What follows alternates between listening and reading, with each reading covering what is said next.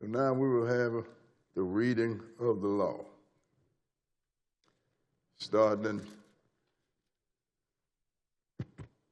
Exodus the 20th chapter, verses 1 through 17. Go ahead.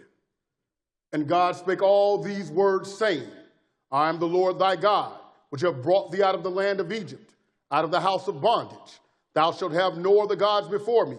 Thou shalt not make unto thee any graven image, or any likeness of anything that is in heaven above, or that is in the earth beneath, or that is in the water under the earth. Thou shalt not bow down thyself to them, nor serve them.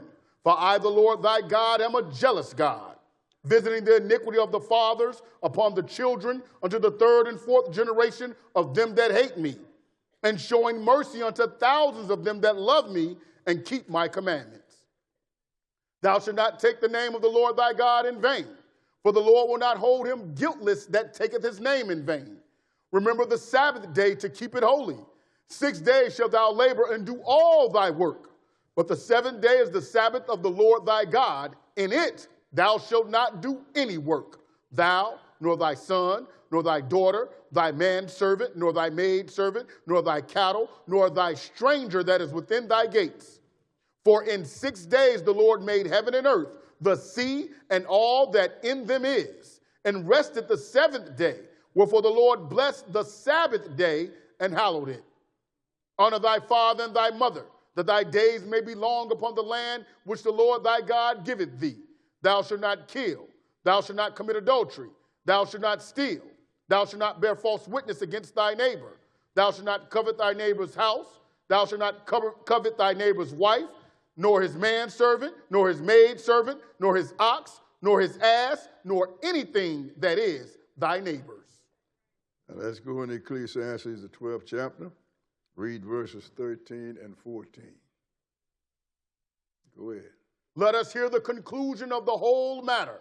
Fear God and keep his commandments, for this is the whole duty of man. For God shall bring every work into judgment, with every secret thing, whether it be good or whether it be evil. Go to Revelation chapter 22, verses 14 and 15. Go ahead. Blessed are they that do his commandments, that they may have right to the tree of life, and may enter in through the gates into the city. For without are dogs, and sorcerers, and whoremongers, and murderers, and idolaters, and whosoever loveth and maketh a lie. I want to thank God for the reading of the law. You know, sisters and brothers, had our forefathers kept these commandments, we wouldn't be here today. We would be in our own land, under our own government, operating under the laws of our own God. But we got a problem. We have a discipline problem. I got to say something that Julia said that ain't never left my mind. When they started talking about fringes are our culture, and Julia said rebellion is our culture. As always, it is good to stand before you on the Lord's Sabbath day.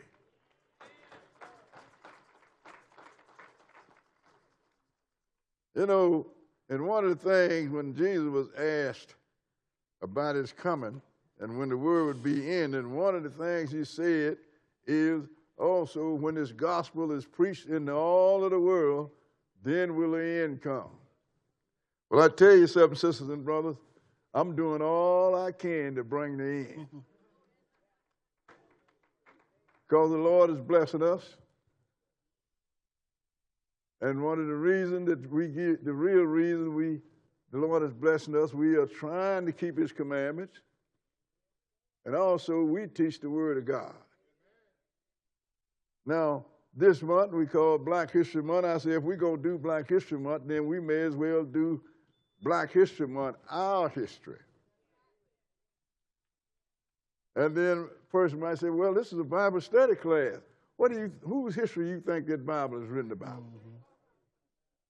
God is going to do what he's going to do. God's intention and his will is to create beings just like him. But somewhere in the Garden of Eden, Adam and Eve got sneaked up on. Well, Satan deceived Eve, and Adam went along with her. And that kind of tripped up the whole thing, because we all might be God by now, had that not happened. But since that did happen, God took us the way that we have to go. Now, when we think black history, we think about slave history. Sisters and brothers, we were more than just slaves. But what the Lord has done to us has become a part of our history because we failed to obey God, and that's what brought on slavery. A lot of people are trying to include other people in this slavery. Sisters and brothers, the Lord told us exactly what would happen to Israel. And if you look at all the nations and all the people on the earth, then you know who Israel is. Don't nobody have to explain to you. All you got to do is believe the word of God and believe what you see with your eyes. Now we're going to deal with the real history. Because we are people, sisters and brothers, that God gave us an offer to be the top people on this whole earth. And then he turned around and said, if you don't take my offer, you're going to be the bottom people on this whole earth. And I'm going to do stuff to you. And what's happened to us as a people, sisters and brothers, is from God, and we're going to show you this. That's why I don't have nothing against any people, any nationality or any color. Because I know had we done what God wanted us to do, there wouldn't be nobody to blame for anything. In fact, people have brought stuff on themselves that they probably would not have brought on themselves had we done what we had to do. But when God says somebody's going to slave you, you're going into slavery, somebody's going to enslave you.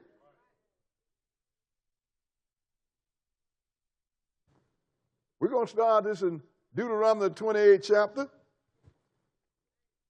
Deuteronomy chapter 28. And we're going to start at verse 1. We're going to take our time, and we're going to have a look at our history. And then what I want you to do is look around and all over the world and see who has this happened to. See, the Bible speaks for itself. It don't need paraphrasers. It don't need interpreters. It needs readers.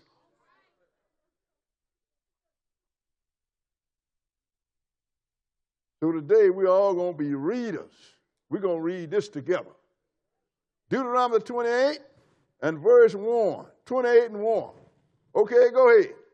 And it shall come to pass, if thou shalt hearken diligently unto the voice of the Lord thy God, to observe and to do all his commandments, which I command thee this day. Go ahead. That the Lord thy God will set thee on high above all nations of the earth. Now he said, if you listen to me and do all the things that I command you this day, because that his commandments reaches to all generations. Look what he said. And the Lord thy God will set thee on high above all nations. That's a big station, ain't it? Mm-hmm. Go ahead and read. And all these blessings shall come on thee and overtake thee. Go ahead. If thou shalt hearken unto the voice of the Lord thy God. Go ahead. Blessed shalt thou be in the city, and blessed shalt thou be in the field. Go ahead. Blessed shall be the fruit of thy body, go ahead, and the fruit of thy ground, and the fruit of thy cattle, go ahead, the increase of thy kind, and the flocks of thy sheep. So no matter where you find yourself, in the city or in the country, you're going to be blessed. Your livestock going to be blessed. Your children going to be blessed. Everything around you is going to be blessed, sisters and brothers. All we have to do is simply keep his commandment. Skip down to verse 10. Verse 10 and read it. And all people of the earth shall see that thou art called by the name of the Lord, and they shall be afraid of thee. That name of the Lord that we are called by is still the name of Israel, sisters and brothers. That was one of Jesus' names. When he adopted Jacob, he gave Jacob his name, which is Israel. And he said, they're going to be afraid of you. Ain't nobody going to mess with us. Who's afraid of you now? Skip down to verse 12 and go ahead. The Lord shall open unto thee his good treasure, the heaven to give the rain unto thy land in his season, and to bless all the work of thine hand, and thou shalt lend unto many nations, and thou shalt not borrow. Even gonna make you the financiers. All the banks are gonna be your banks. Can you imagine us owning some banks? That is too big for my mind to absorb. Go ahead and read. And the Lord shall make thee the head and not the tail. Go ahead. And thou shalt be above only. Whoa. You're going to be above only? Can you imagine that? That everything that go down on this earth, it had to come through you. I'm telling you, he's talking to us. Go ahead and read. And thou shalt not be beneath. If that thou hearken unto the commandments of the Lord thy God, which I command thee this day, to observe and to do them. All you had to do, sisters and brothers, was obey the commandments of the Lord. Boy, he offered us a big station, didn't he? He offered us the whole line. He made us the financiers. He made us the rulers. He made us the book. The business owners. Whatever it was, you was on top of it.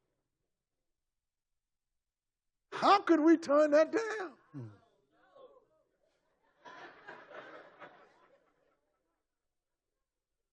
He said, but if you, this is what I like about this God. He's going to tell you what the assets, but he also going to tell you about the liabilities too. Now we're going to drop the other shoe. Skip down to verse 15 and go ahead. But it shall come to pass, if thou wilt not hearken unto the voice of the Lord thy God. If thou wilt not hearken. He didn't say it might happen. That's right. He said it shall come to pass. If thou wilt not hearken unto the voice of the Lord thy God, go ahead and read. To observe to do all his commandments and his statutes, which I command thee this day, that all these curses shall come upon thee and overtake thee. Now, this is the Lord talking now. This is not the Gentile or the Hamite. This is the Lord talking. All these curses shall overtake you and come upon you. That means you can't run from them. Go ahead and read.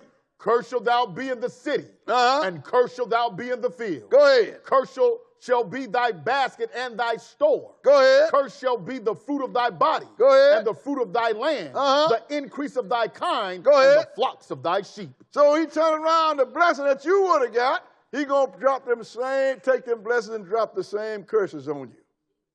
Skip down to verse 25 and go ahead.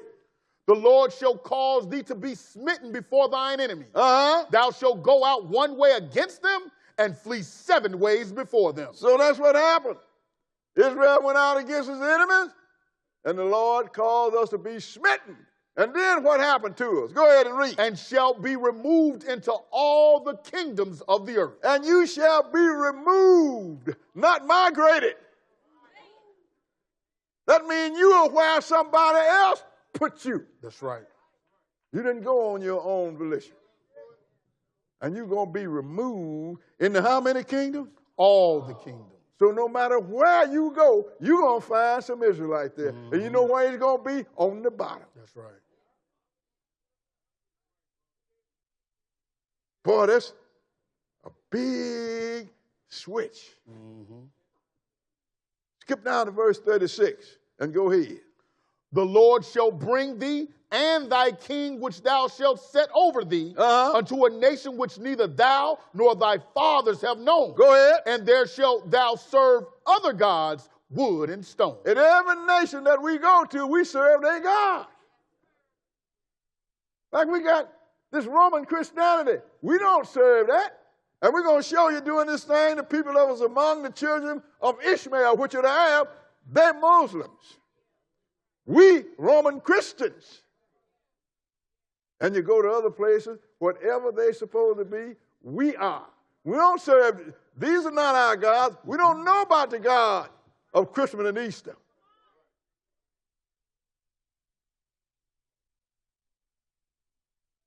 We don't know about the God going to give you 7 virgins if you do what he said. What verse are we? We at 37. Go ahead and read. And thou shalt become an astonishment, a proverb, and a byword among all nations, whither the Lord shall lead thee. You know what is astonished? The people are astounded at us as a people in our condition. And you're going to be a byword. You know what a byword? Them little pet names you learn, like the N-word and all that stuff. Among all the people where you're going to find yourself. Wherever you go, it's always the same. I was in Vietnam. I caught a couple of people just looking at me. I said, why you look? We just trying to see if you had a tail. I was in Hong Kong. I'm walking by, they snickering. Astonishment, a byword among all the people. What verse are we? We just finished 37. Verse what? We just finished 37. Skip to 44. Go ahead and read. Skip down then to verse 41. 44. Verse 41. And go ahead. 41. Okay. Thou shalt beget sons and daughters, but thou shalt not enjoy them, for they shall go into captivity. What happened in the slavery time? Like they had them wanted promotion. The woman been to the field working and picking cotton, then got home, and her children was gone. That's right. Because massa needed some extra money, and he sold her little girl and her little boy. And she couldn't do nothing about it. That happened so many times to us, sisters and brothers. So many times. Skip down to verse 43 and go ahead. The stranger that is within thee shall get up above thee very high. Go ahead. And thou shalt come down very low. The stranger that was in ye. See, when Israel come out of Egypt, it was a mixed multitude. So the stranger didn't name one, he named them all. Who you buying your cars from? Who you making loans from? Who you buy your grocery from? Who is rehabbing your house? That's right. Everybody that's doing stuff for you look like somebody else. That's right. And you ain't making no money off them. They're making money off you. Because you didn't come up, he didn't come up very high, and you didn't come down very low, sisters and brothers. You know, before I retired, I was a city inspector. And you know how the Arabs have grocery stores in all our communities? I went into some of the white communities, and I never seen, out of all of them, I saw one Arab grocery store, and he didn't have one customer. I said, what's up? They won't shop with me.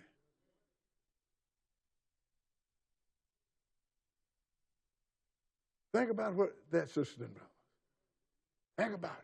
Everybody that sells to you or serves you look like somebody else. Go ahead and read what verse? 44. Go ahead and read. He shall lend to thee, and thou shalt not lend to him. Yes, sir. Go ahead. Speak for itself. Go ahead. He shall be the head, and thou shalt be the tail. He didn't name a people, did he? He just said a stranger, didn't he? Right. Go ahead and read. Moreover, all these curses shall come upon thee, and shall pursue thee, and overtake thee, till thou be destroyed, because thou hearkenest not unto the voice of the Lord thy God, to keep his commandments and his statutes which he commanded thee. Now, no matter where you go, no matter what country, no matter what community you go in, they're going to follow you. Go ahead and read. And they shall be upon thee for a sign and for a wonder, and upon thy seed forever. Until the Lord returns, sister and brother, but he said a sign and a wonder. What does a sign do? Identifies, don't it? You go out about there, ain't no sign on nothing, you don't even know what a washroom is. Right. Anywhere you travel, you have the sign to give you direction. Right. So this sign, this slavery, is a big finger on Israel, no matter you go. Slave, slave, slave. White countries, Gentiles, slave. Black countries, slave. We're going to show you that. Nothing is hid from us, sisters and brothers. The Lord have pointed all out to us. What verse? 47. Go ahead. Because thou servest not the Lord thy God with joyfulness and with gladness of heart. Go ahead. For the abundance of all things. Go ahead. Therefore shalt thou serve thine enemies. He says, now, being that you won't serve your God with a joyful of heart and abundance of all things, I tell you what, therefore you're going to serve your enemies. Go ahead and read. Which the Lord shall send against thee in hunger and in thirst and in nakedness and in want of all things. Go ahead. And he shall put a yoke of iron upon thy neck until he have destroyed thee. Now you think this haven't happened? Brothers, put up the picture showing a slave, Israel, with an iron on his neck. This is not a metaphor. This actually happened to us, sisters and brothers. A man couldn't even lay down and have a good sleep because he had that iron on his neck. Who else have you known that this happened to? But us. Sisters and brothers, this thing is for real. Skip now to verse 64. Verse 64. And read it. And the Lord shall scatter thee among all people, from the one end of the earth even unto the other. And there thou shalt serve other gods, which neither thou nor thy fathers have known, even wood and stone. And that's what the Lord have done. And wherever we find ourselves, we serving them pagan gods. Go ahead and read. What verse? Verse 65. Go ahead. And among these nations shalt thou find no ease, neither shall the sole of thy foot have rest. Go ahead. But the Lord shall give thee there a trembling heart, and failing of eyes, and sorrow of mind. As a people, you ain't going to get no rest. And you scared of everything. Because everybody's trying to kill you or do something to you. People take stuff from you, and you can't even get nobody to help you take it back. Go ahead, what verse? Verse 66. Go ahead. And thy life shall hang in doubt before thee, and thou shalt fear day and night, and shall have none assurance of thy life. In other words, sisters and brothers, he's going to say you are most likely to be killed than anybody else. Everybody killing you, even your own children killing you. Yeah. Your life going to hang in balance day and night. Look, we got so many locks on our doors at night until if we get a fire, by the time we get through navigating them locks, we'll get burnt up. Because we are afraid.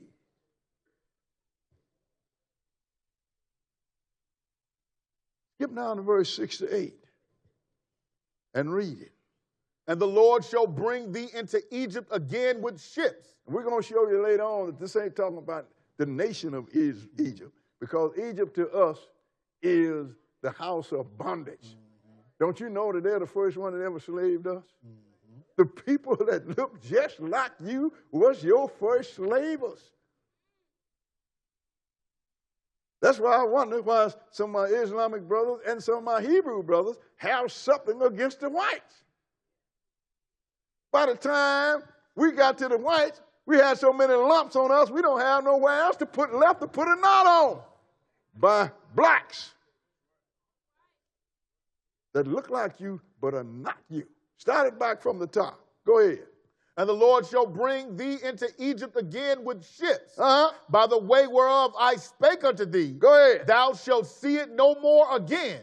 And there ye shall be sold unto your enemies for bondmen and bondwomen, and no man shall buy it. And they male and female slaves. I know I didn't do it, but throw one of them ships up there and show you what it looked like. How they had us piled up on the ship. Put one up there. I'm interjecting this. See these ships here? You see them rows around there? That's you stacked up like planks. I would hate to be the one on the second or third row, because they didn't let you get up to use the washroom.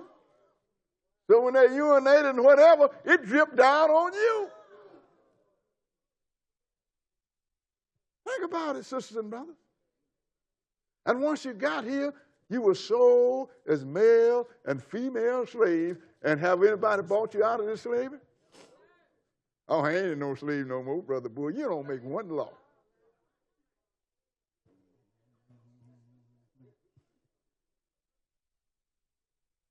But to show you that was not talking about, it was not talking about going into Egypt. Let's go into Hosea, the 11th chapter.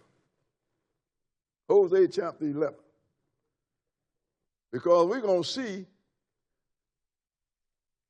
who this happened to. Don't you know there's a current thing going on right now among some of the Gentiles, especially under this present administration? They're trying to erase your slavery. Well, our forefathers did it. We didn't do it. I don't care who did it. It happened. And we're going to show you it is necessary to know who you are. Hosea 11 and read verse 1. 11 and 1. Read it. When Israel was a child, then I loved him and called my son out of Egypt. Because Israel is the first adopted among men, sisters and brothers. That's why God told Moses, go in there and tell Pharaoh that Israel is my son, even my firstborn. And if you don't release my son, I'm going to kill your son, even your firstborn. Eventually he did it. I bet Pharaoh let him go too then. But then what did he say about Egypt? Skip down to verse 5 and read it. He shall not return into the land of Egypt, but the Assyrians shall be his king, because they refuse to return. So you're not going to return to Egypt as a people. A few might go down there. There's going to be a few that goes back, because we got to be somewhere, because the Lord's in every nation. But the Egypt that we was talking about in the 28th chapter of Deuteronomy is talking about all over the world. You got here by ships. How did you get here? By ship. Did you come as a tourist on a yacht? No. Think about it.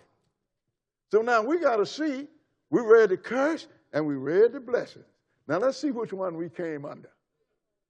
Let's go in Daniel 9. I think you're kind of suspicious of what it is, but I want to read it to you. See, at the Israel of God, we don't leave you no room to try and figure out what's going on, because how can you figure out something you can't even run your own household?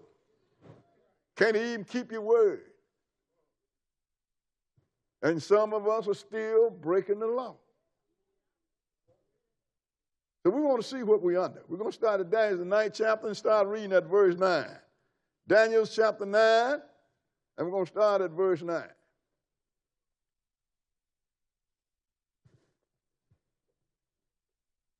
Okay, read it. To the Lord our God belong mercies and forgivenesses, though we have rebelled against him. Go ahead. Neither have we obeyed the voice of the Lord our God to walk in his laws, which he set before us by his servants, the prophets. Now, he's letting you know that we done rebelled, haven't we? Go ahead and read. Yeah. All Israel have transgressed thy law. How many? All Israel. So much for your holy Joe walking around holier than everybody else. All Israel. Go ahead and read. Even by departing, that they might not obey thy voice. Go ahead. Therefore the curse is poured upon us. Whoa, what's on us? The curse. The curse. We know what the curse is. We read it, didn't we? Go ahead and read. And the oath that is written in the law of Moses, go ahead, the servant of God, because we have sinned against him. Go ahead. And he hath confirmed his words, which he spake against us, and against our judges that judged us, by bringing upon us a great evil. Now, you want some confirmation? Look at one another. You don't belong here. You belong in your own country, like the other nations in their own country. So all you need is confirmation, is to look around at one another. Oh, I see you here. And you got here as a slave. You come over on boats, not as a yacht, sipping champagne and eating caviar. You're laid up on a plank and being urinated on it, and if you wasn't on the top plank. Think about that. I mean, we was treated worse than animals. What verse? Finish that. Middle of 12. Finish it. For under the whole heaven hath not been done as hath been done upon Jerusalem. Look what this said, under the whole heaven. We don't have to go to the whole heaven. We just come in this hemisphere. Mm-hmm. How many people was brought here as slaves in the hull of the ship? How many people were sold as male and female slaves? Only us. Who was those people? Israel. Can't nobody make that claim. You got these Hebrews running around talking about the Native American and the Mexican, Puerto Rican. I said you got Israelites among the Mexicans. You got Israelites among the Puerto Ricans. And even some among the American Indians, because when slaves come up, some of them took up with the Indians. Mm-hmm. But the ones that are native, these are people that migrated. You know, when you get closer to Alaska, they still look like American Indians. Mm-hmm. Why? Because they all migrated here. You should look up the Mongolians. See what their houses look like. You know what you're going to find out? American Indian teepees. Y'all ever searched that? Mm-hmm. I mean, I thought, wait a minute, this looks like the Apaches. You know, and all them, because they came from there, sister and brother. The only ones that's come here, brought here as slaves and by force, are us. That's why the Lord said, look all over. Whatever's happened to us have not happened to any other people in the creation under heaven. That's a big statement, sisters and brothers. Let's go into Psalm chapter 44. And we read book here. I'm not giving you my opinion. I'm getting tired of this brother. I always want to give somebody his opinion. Mm-hmm. Your opinion ain't worth a cup of coffee if you ain't got the right money. Mm-hmm. Well, you see, this is the way I see it. The way you see it is not even important. It's the way the Lord sees it, sisters and brothers. Because we are a victim of hearsay. Psalm 44, and we're going to start reading at verse 9. Psalm 44 and verse 9. Because it's the Lord that did this to us, sister and brother. Therefore, you can't be mad at God unless you're stupid. Then you got to be mad at the one that caused God to do this to us. Then that's our forefathers, ain't it? 44 and 9. Okay, go ahead. But thou hast cast off and put us to shame, and goest not forth with our armies. This is Israel talking to God. Go ahead and read. Thou makest us to turn back from the enemy, and they which hate us spoil for themselves. So you know they're going to take all they can because they hate us. Go ahead and read. Thou hast given us like sheep appointed for meat, and hast scattered us among the heathen. That's what we are. Scattered among the nations. And ain't nobody had no pity on us. They would kill us quicker than they would kill their dogs. That's right. Go ahead and read. Thou sellest thy people for naught. Go ahead. And dost not increase thy wealth by their price. God didn't profit by selling us. No. Go ahead and read. Thou makest us a reproach to our neighbors, a scorn and a derision to them that are round about us. We are a reproach to our neighbors, a scorn and derision. We move in the neighborhood, they move out. Got a thriving shopping center. We find out about it. We start frequenting in the numbers. All of a sudden, the shopping center start closing up, and they move on somewhere else. Because we are a reproach to our neighbors. Don't nobody want to be around you. You don't want to be around you. Hey, brother, I'm going to move out of the city, man. I'm going to the suburbs. I'm going to Country Club Hill. Then he walked by the living room, and you see a son in there looking at TV. He don't know that's who he running from. You brought him with you. Ain't no escape. Y'all understand? Because the Lord said they're going to pursue you. Go ahead and read. Thou makest us a byword among the heathen. Because they got all this his name. We're a byword. You know all them little pet names they call you. Brother said one time, I remember, never forget, I was in this restaurant. The brother said, yeah, well, boy, I got to go to the John. I said, do you know what that means, brother? In the washroom. No, that means that the master said he's going to go and crap and urinate in the face of John, the slave. Well, I didn't know that. I said, that's what's wrong with us. We don't investigate nothing.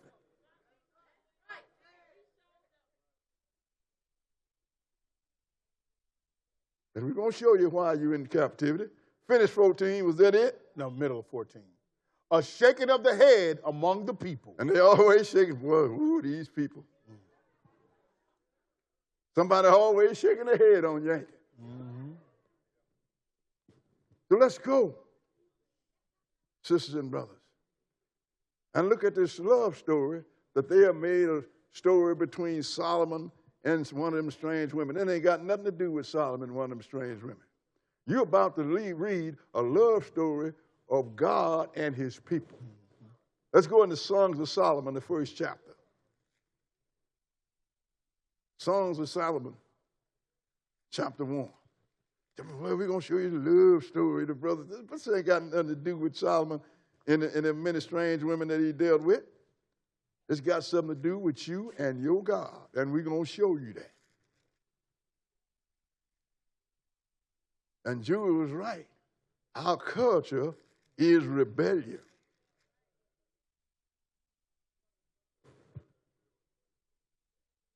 A people that God destroyed a nation for almost, and still we rebel. Songs of Solomon, chapter 1 and verse 1. Chapter 1 and verse 1. Go ahead and read. The Song of Songs, which is Solomon. Uh-huh. Let him kiss me with the kisses of his mouth. Go ahead. For thy love is better than wine. Now this hymn, he's talking about kissing. This hymn is talking about your God, sisters and brothers. Even Jesus, you ain't never dealt with the Father. I can read that to you. Go ahead and read. Because of the savor of thy good ointments, thy name is as ointment poured forth. Now, and everybody spit on his name, don't they? Mm-hmm. Go ahead and read. Therefore do the virgins love thee. Go ahead. Draw me. We will run after thee. Uh-huh. The king hath brought me into his chambers. Uh-huh. We will be glad and rejoice in thee. Uh-huh. We will remember thy love more than wine. Go ahead. The upright love thee. Now this person, the upright, love him. These are the people that walk in God's commandment. They love him. This is your God that you're talking about. The Son, before he became the Son. Go ahead and read. I am black, but calmly, O ye daughters of Jerusalem. This is the Lord talking now. Mm-hmm. He said, I am black, but calmly, O you daughters of Jerusalem. This is Jesus talking by the mouth of Solomon, just like he talked by the mouth of David. Mm-hmm. Go ahead and read. As the tents of Kedar, as the curtains of Solomon. Go ahead. Look not upon me because I am black. Go ahead. Because the sun hath looked upon me. Sun can't take nobody black. That's a metaphor. Go ahead and read. My mother's children were angry with me. My mother's children was angry with me. Look, we're going to go and investigate this person whose mother's children was angry with him. We're going to come back and finish this. But let's go. So put your marker there. And let's go into Psalms chapter 69. Because whoever this is, his mother's children was angry with him. Back up to the 69th chapter of Psalms.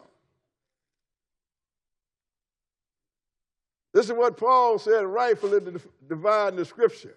Because you don't know what God wants unless you can find out what he wrote. Too many things have been taught in this world where people think that God wants. That's why the world is upside down.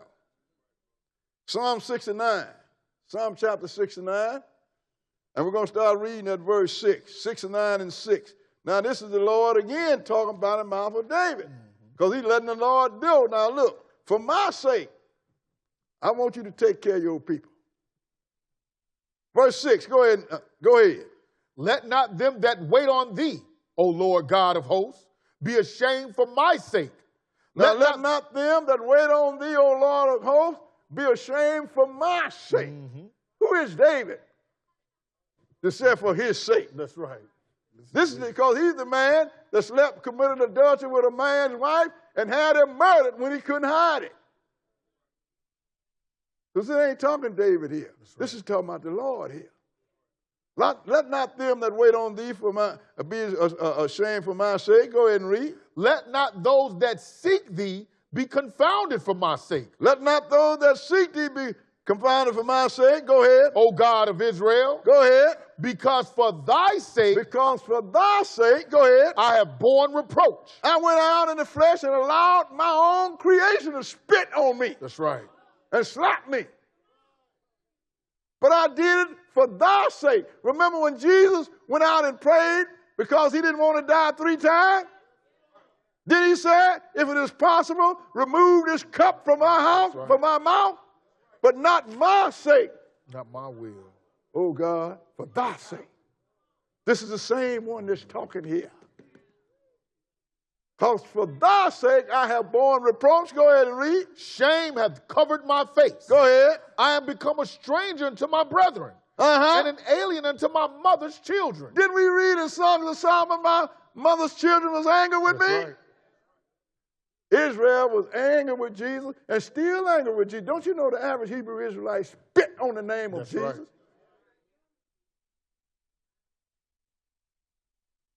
Because my mother's children, what verse was that? We finished verse 8. Was angry with me. Go ahead and read. For the zeal of thine house hath eaten me up. For the zeal of thine house have eaten me up. Go ahead and read. And the reproaches of them that reproach thee are fallen upon me. So the reproaches of them that reproach you, O God, has fallen on me. Now let's go and show you directly who all of this we've been talking about. Let's go into Romans, the 15th chapter. Romans chapter 15.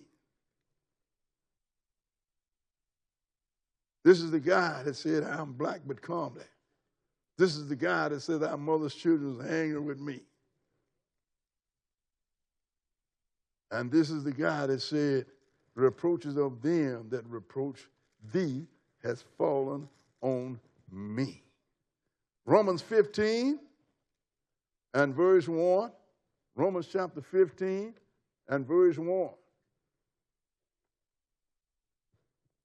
Read it. We then that are strong are to bear the infirmities of the weak, and not to please ourselves. Those that are strong that understand we ought to and bear the infirmities of the weak, and not to please ourselves, like who? Skip down to verse 3. Verse 3 and go ahead. For even Christ pleased not himself. Even Christ pleased not himself? But as it is written. But as it is written, go ahead. The reproaches of them that reproach thee fell on me. The reproaches of them that reproach thee fell on me. Didn't we just read that? That's right. In the 69th chapter, son? So then let you know who it is for said to the Father, for my sake do this. Also, who it is that said that my mother's children was angry with me. So they was angry, and what did they do? Let's go back to Song of Solomon. That's why I told you to hold it. And we're going to start it back at the top of that verse. Songs of Solomon, back at the top of the 6th verse. Now we know who is doing the talking. That's right. Jesus is doing the talking by the mouth of Solomon. Verse 6, read it. Look not upon me because I am black, because the sun hath looked upon me. Go ahead. My mother's children were angry with me. Go ahead. They made me the keeper of the vineyard. But mine own vineyard have I not kept. My mother's children was angry with me, and they made me the keeper of the vineyards, but my own vineyard have I not kept. We're going to find out, sisters and brothers, and see who this unkept vineyard is. Let's continue this love story in Isaiah the 5th chapter. Isaiah chapter 5. And we're going to start at verse 1.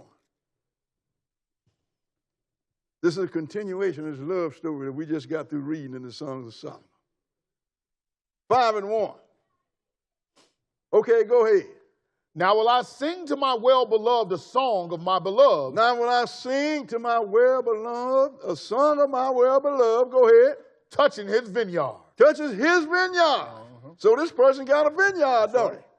Go ahead and read. My well-beloved have a vineyard and a very fruitful hill. Go ahead. And he fenced it and gathered out the stones thereof and planted it with the choicest vine. Go ahead. And built a tower in the midst of it Uh-huh. and also made a wine press therein. Go ahead. And he looked that it should bring forth grapes, and it brought forth wild grapes. Now he planted a vineyard and gave it everything it needed to produce a quality product. And when he looked for grapes, it brought forth wild grapes. Go ahead and read. And now, O inhabitants of Jerusalem and men of Judah, judge, I pray you, betwixt me and my vineyard. Said judge, because he told me he gave us good laws. He gave us everything. He even wanted to give us the top position on the whole planet. That's right. So what is it I didn't give him? Go ahead and read. What could have been done more to my vineyard that I have not done in it? Go ahead. Wherefore, when I looked that it should bring forth grapes, brought it forth wild grapes? Isn't that something? It shouldn't have did that. I didn't plant no wild grapes. Go ahead and read. And now go to. I will tell you what I will do to my vineyard. I will tell you what the white man will do for my vineyard. What I will do to my vineyard. I will tell you what the Hamites going to do to my vineyard. What I will do to my vineyard. I want you to understand that.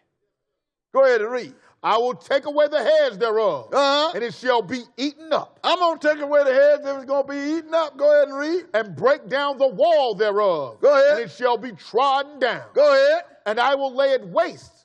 It shall not be pruned nor digged. I'm going to lay it waste and ain't nobody going to cultivate it. Go ahead and read. But there shall come up briars and thorns. Go ahead. I will also command the clouds that they rain no rain upon it. He's doing a job on this vineyard, ain't he? But this is God that's doing it. Who is this vineyard? Go ahead. For the vineyard of the Lord of hosts is the house of Israel. Oh. He's talking about us. Finish that. Finish it. And the men of Judah, his pleasant plant. And he looked for judgment, but behold oppression. For righteousness, but behold a cry. Now, it's because we are oppressed ourselves. We hurt ourselves. So the vineyard of the Lord of hosts is the whole house of Israel. He said, they have made, his mother's children have made him keepers of other vineyards while his own vineyard gone unkept. How is it that we made it do it? By breaking his law. That's right. You wouldn't allow me to bless you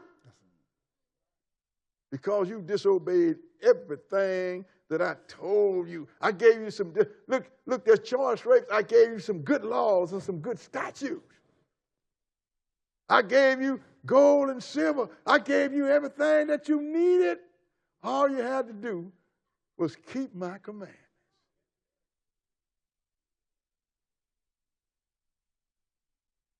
But because we went stupid, this is what happened. Skip down to verse 11. Verse 11 and go ahead. Woe unto them that rise up early in the morning, that they may follow strong drink. Go ahead. That continue until night to wine and flame them. And the harp and the viol, the tabret and pipe and wine are in their feast. Oh, you know, all we wanted to do was party and have a good time. Even when we go to church, we want to be shouting and carrying on and having a good time. Roomba, roomba, roomba. You so busy partying, you ain't got time to sit down and learn nothing. Go ahead and read. But they regard not the work of the Lord. But they don't regard the work of the Lord. Neither consider the operation of his hand. They ain't looking around. Go to the average church and say, do you know who the abomination of desolation is? Do you know about the great tribulation? What you talking about? Do you know the Lord's Sabbath day? Sunday. Everybody know that. But go ahead and read. Therefore my people are gone into captivity. Why? Because they have no knowledge. That's why we're here now. Because we have no knowledge. Go ahead and read. And their honorable men are famished, and their multitude dried up with thirst. In other words, the people that we hold in honor, politicians and ministers and preachers, they are famished. They don't know what the Lord wants us to do. You go to church, they say the law was nailed to the cross. Then they turn around and tell you Moses and Elijah is in heaven. Right. Jesus came and told Nicodemus, no man is going to heaven but he that came down. My people have gone into captivity because they have no knowledge. Go ahead and read. Therefore hell hath enlarged herself. We ain't talking, when they think hell, you think about a pit with Satan down there barbecuing people. Hell is a state of condition. Therefore hell hath enlarged herself. Go ahead and read. And opened her mouth without measure, and their glory, and their multitude, and their pomp, and he that rejoiceth shall descend into it. Look at our condition as a people. Few of us done pretty good, but don't you know Israel is up against it all over? It's hell, sisters and brothers. When you work all day and you have to decide to pay rent or buy groceries. You get sick and you can't go to the doctor because you ain't got no money. A lot of us have died because they didn't have no medical treatment because they could not afford it. I can name so many bad conditions that I could fill up a whole sheet and still have a book left to write down. So the Lord said, my mother's children, because Jesus came through Israel, didn't he? Most people don't understand. Jesus in the flesh was an Israelite. Come through the lineage of David, not out of the lineage of David, through the lineage of David. So that makes Israel his mother's children. And we so angry with him till we crucified him. That's some anger, ain't it? Even when Pilate tried to let him go, tried everything. They had to appeal to Caesar to make Pilate get off the dime and kill Jesus. When he told Pilate, when they said he called himself the Son of God, boy, Pilate was scared to death then. Let's go into Jeremiah, the 2nd chapter. We're going to have another look at this vineyard. Because the Lord said he planted this vineyard and gave it everything it needs. Jeremiah chapter 2. Jeremiah chapter 2.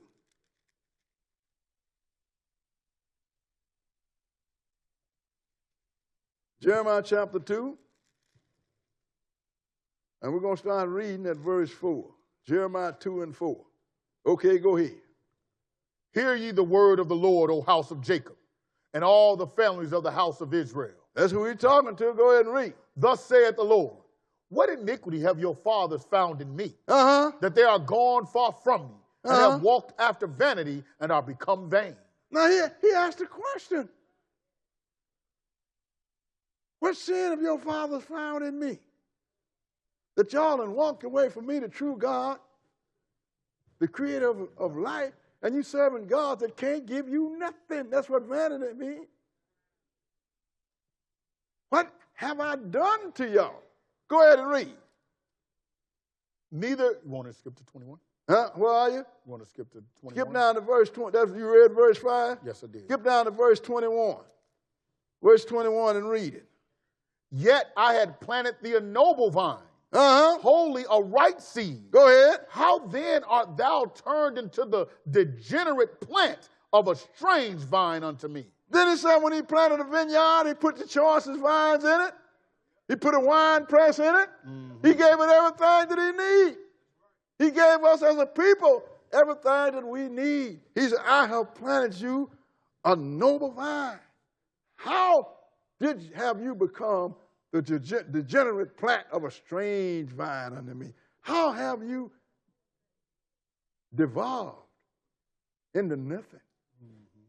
Skip down to verse 30. Verse 30. And go ahead. In vain have I smitten your children. And that's what happened. In vain have I smitten. They still won't stop committing adultery. They still won't stop fornicating. They won't stop killing, stealing, and lying. So all this whooping out and put on them is for nothing. It is today. Go ahead and read. They receive no correction. Your own sword had devoured your prophets like a destroying lion. So who killed the prophets of Israel? Israel. Israel. Who killed Jesus? Israel. And now you want to get mad at somebody else? Go ahead and read. O generation, see ye the word of the Lord. Have I been a wilderness unto Israel? Go ahead. A land of darkness? Wherefore say my people, we are lords, we will come no more unto thee. That's our problem. We are smarter than our creation. We are all lords. Run around calling yourself rabbi. Master of who? Reverend. Holy and reverend is God's name.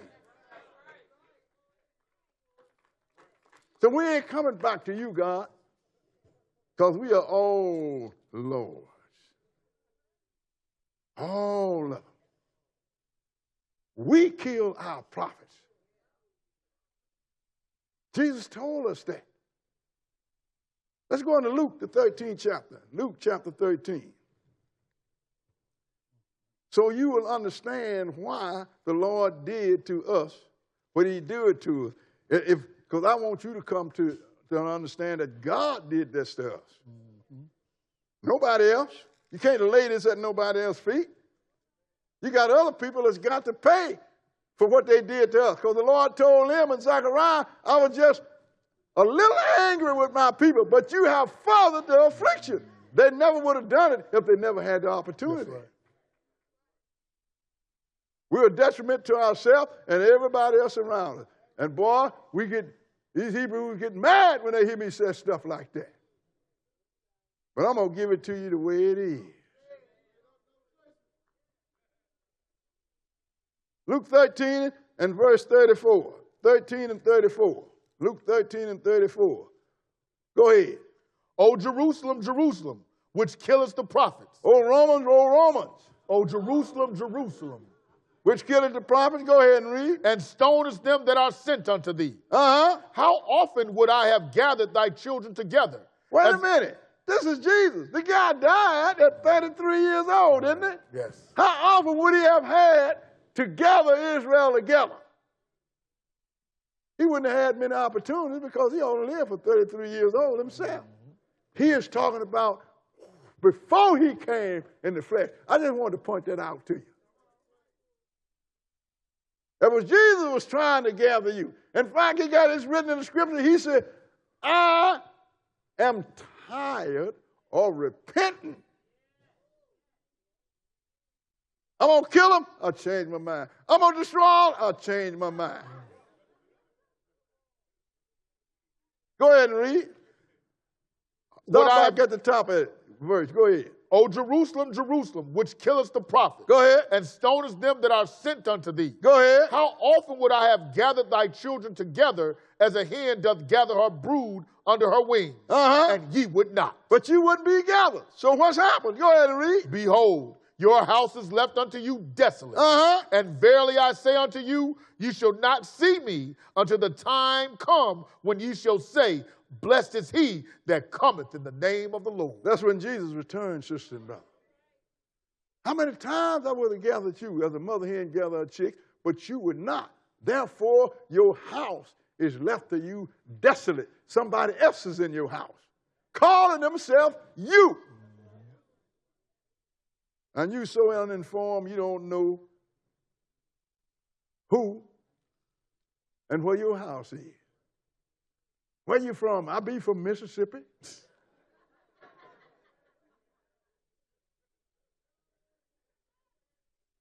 The real sophisticated ones say, I'm from Africa. What part? Let's go into Jeremiah the 12th chapter. Put your marker here because we're coming back to Luke.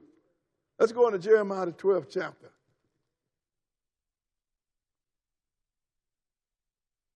Because the Lord, when he brought us out of Egypt, he gave us everything that we needed. That's why I say he planted a vineyard and gave it everything, the choicest vine, a wine press. There was nothing lacking. We had everything. We would have had the whole world. All we had to do was walk in his way and keep his statutes. Jeremiah chapter 12. Jeremiah chapter 12. And we're going to start at verse 7. 12 and 7. Okay, go ahead. I have forsaken mine house.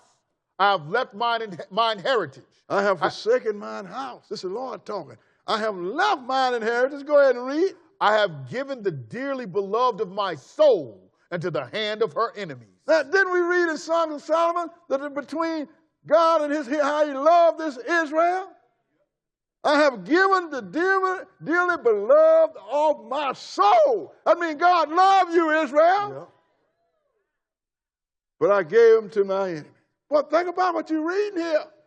Go ahead and read. Mine heritage is unto me as a lion in the forest. Go ahead. It crieth out against me. It cries out against people. Against me. Against me. Go ahead and read. Therefore have I hated it. There was a time when God hated Israel.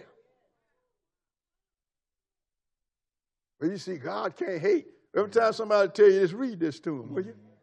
Go ahead and read. Mine heritage is unto me as a speckled bird. Go ahead. The birds round about are against her. You get a speckled bird, don't look like no other bird. All the rest of them are against her. You can't sit in my tree.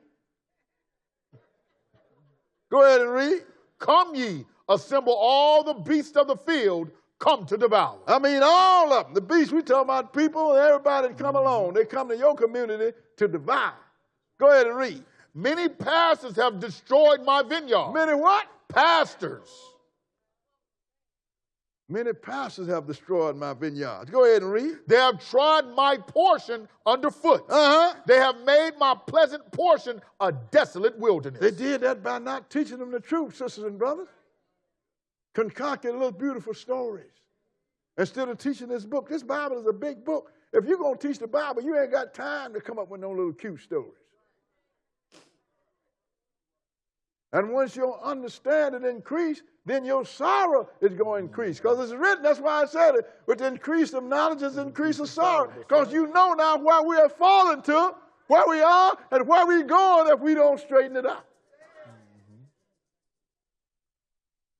Find yourself in a state of sorrow all the time. Sometimes struggling with trying to keep from going into a depression. You're talking about one that knows. I look around, I look at my loved ones, I look at all these people, and I see what's going to happen to them if they don't straighten out. I try to talk to them, and they won't listen. They won't listen to nothing. Be sorry all the time. What verse are we? We're at verse 11. Go ahead and read. They have made it desolate, and being desolate, it mourneth unto me. Go ahead. The whole land is made desolate, because no man layeth it to heart. We mourn unto the Lord, but ain't nobody told us why. We're here in the position of mourners. Go ahead and read. The spoilers are come upon all high places through the wilderness. Go ahead. For the sword of the Lord shall devour from the one end of the land even to the other end of the land. So when the people took Jerusalem and Israel down, when the Assyrians took the 9 tribes out, because Levi went to Judah, and the Babylonians took the 3 tribes out, who was it that took them out? The Lord. These people wouldn't have had the power to do nothing. God gave it to them. Go ahead and read. No flesh shall have peace. No flesh shall have peace. Where is our peace, sisters and brothers? And when Jesus came in the flesh, he looked and saw what was going to happen to Israel, and let's show you his reaction. Let's go into Luke, the 19th chapter. Luke chapter 19. Remember I told you to stay in Luke, we're going to get there. Luke chapter 19, and we're going to start reading at verse 29. Luke chapter 19 and verse 29. Because, sisters and brothers, we are dealing with fact here. All you got to do, all the stuff we read, all you got to do is look around. You see it all. But people have made the Bible a fairy tale. You got people running around making statements like, you can make the Bible say whatever you want to say. That's the biggest lie I've ever been told. People that make that kind of conversation, ask them, where's Genesis? Or what is that? Right.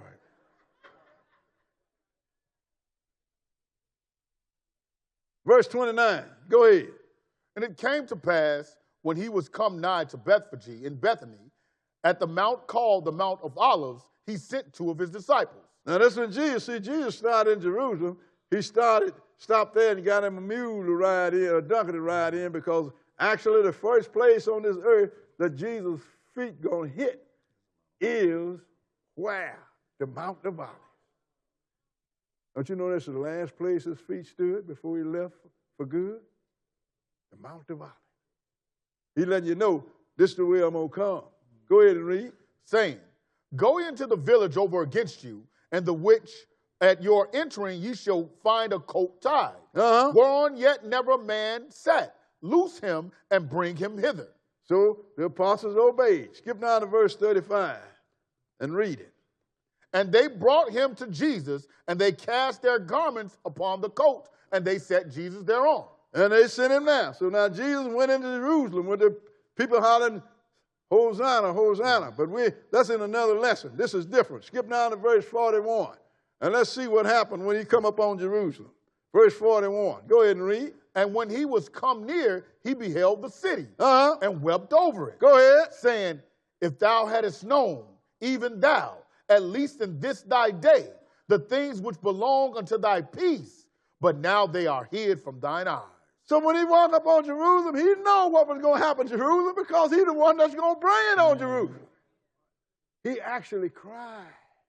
Said, if only you knew what was coming. But now your eyes are closed. You don't know what's going to happen.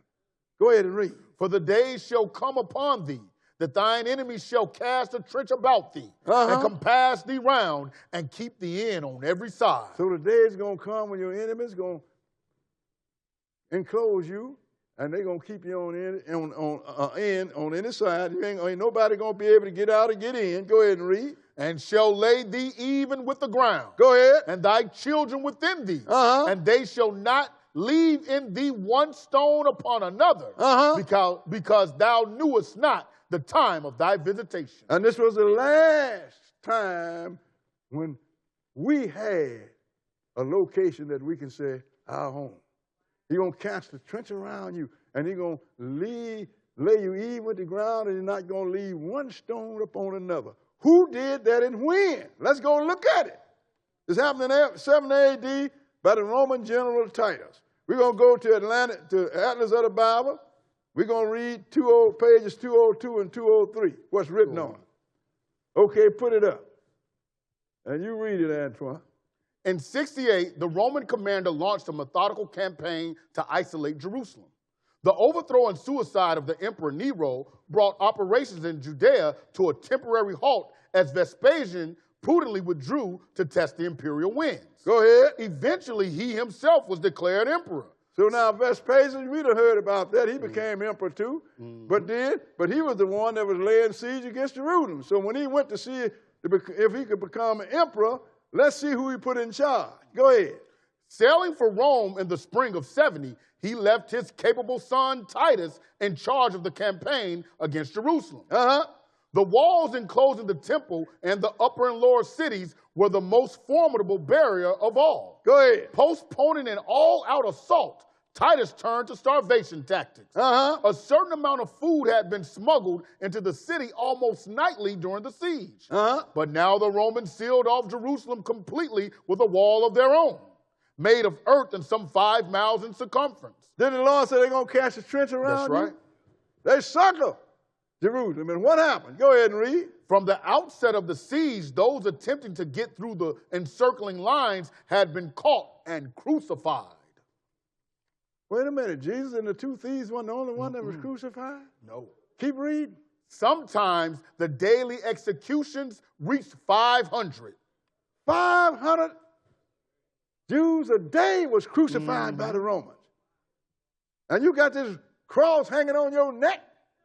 That don't represent Jesus. That represents a Roman death symbol. That's what they use to cruelly kill people, to discourage misbehavior. We got some more? Yep. Keep reading. Sometimes the daily executions reached 500. The crosses were never bare. Inside the city, starvation and disease claimed a mounting toll. Bodies filled the streets and were stacked in houses. You read history here. Go ahead. Thousands of corpses were thrown from the walls into the valleys below. The surviving rebels made a last-ditch stand within Herod's palace. Go ahead. The battering rams resumed their rhythmic work. When the legionnaires at last broke in this refuge, they found only corpses. Because they didn't kill so much. Diseases killed them and everything else. Was that all that? That was it.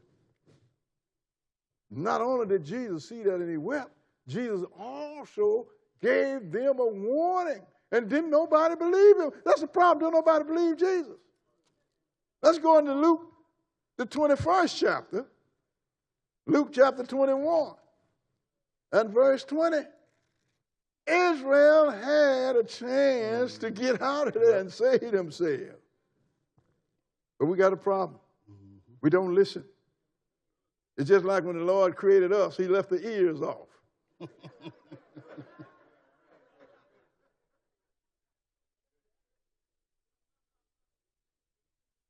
He done told them what's going to happen to them. Now he's going to tell you, this is the time it's going to start. Verse 20, go ahead and read.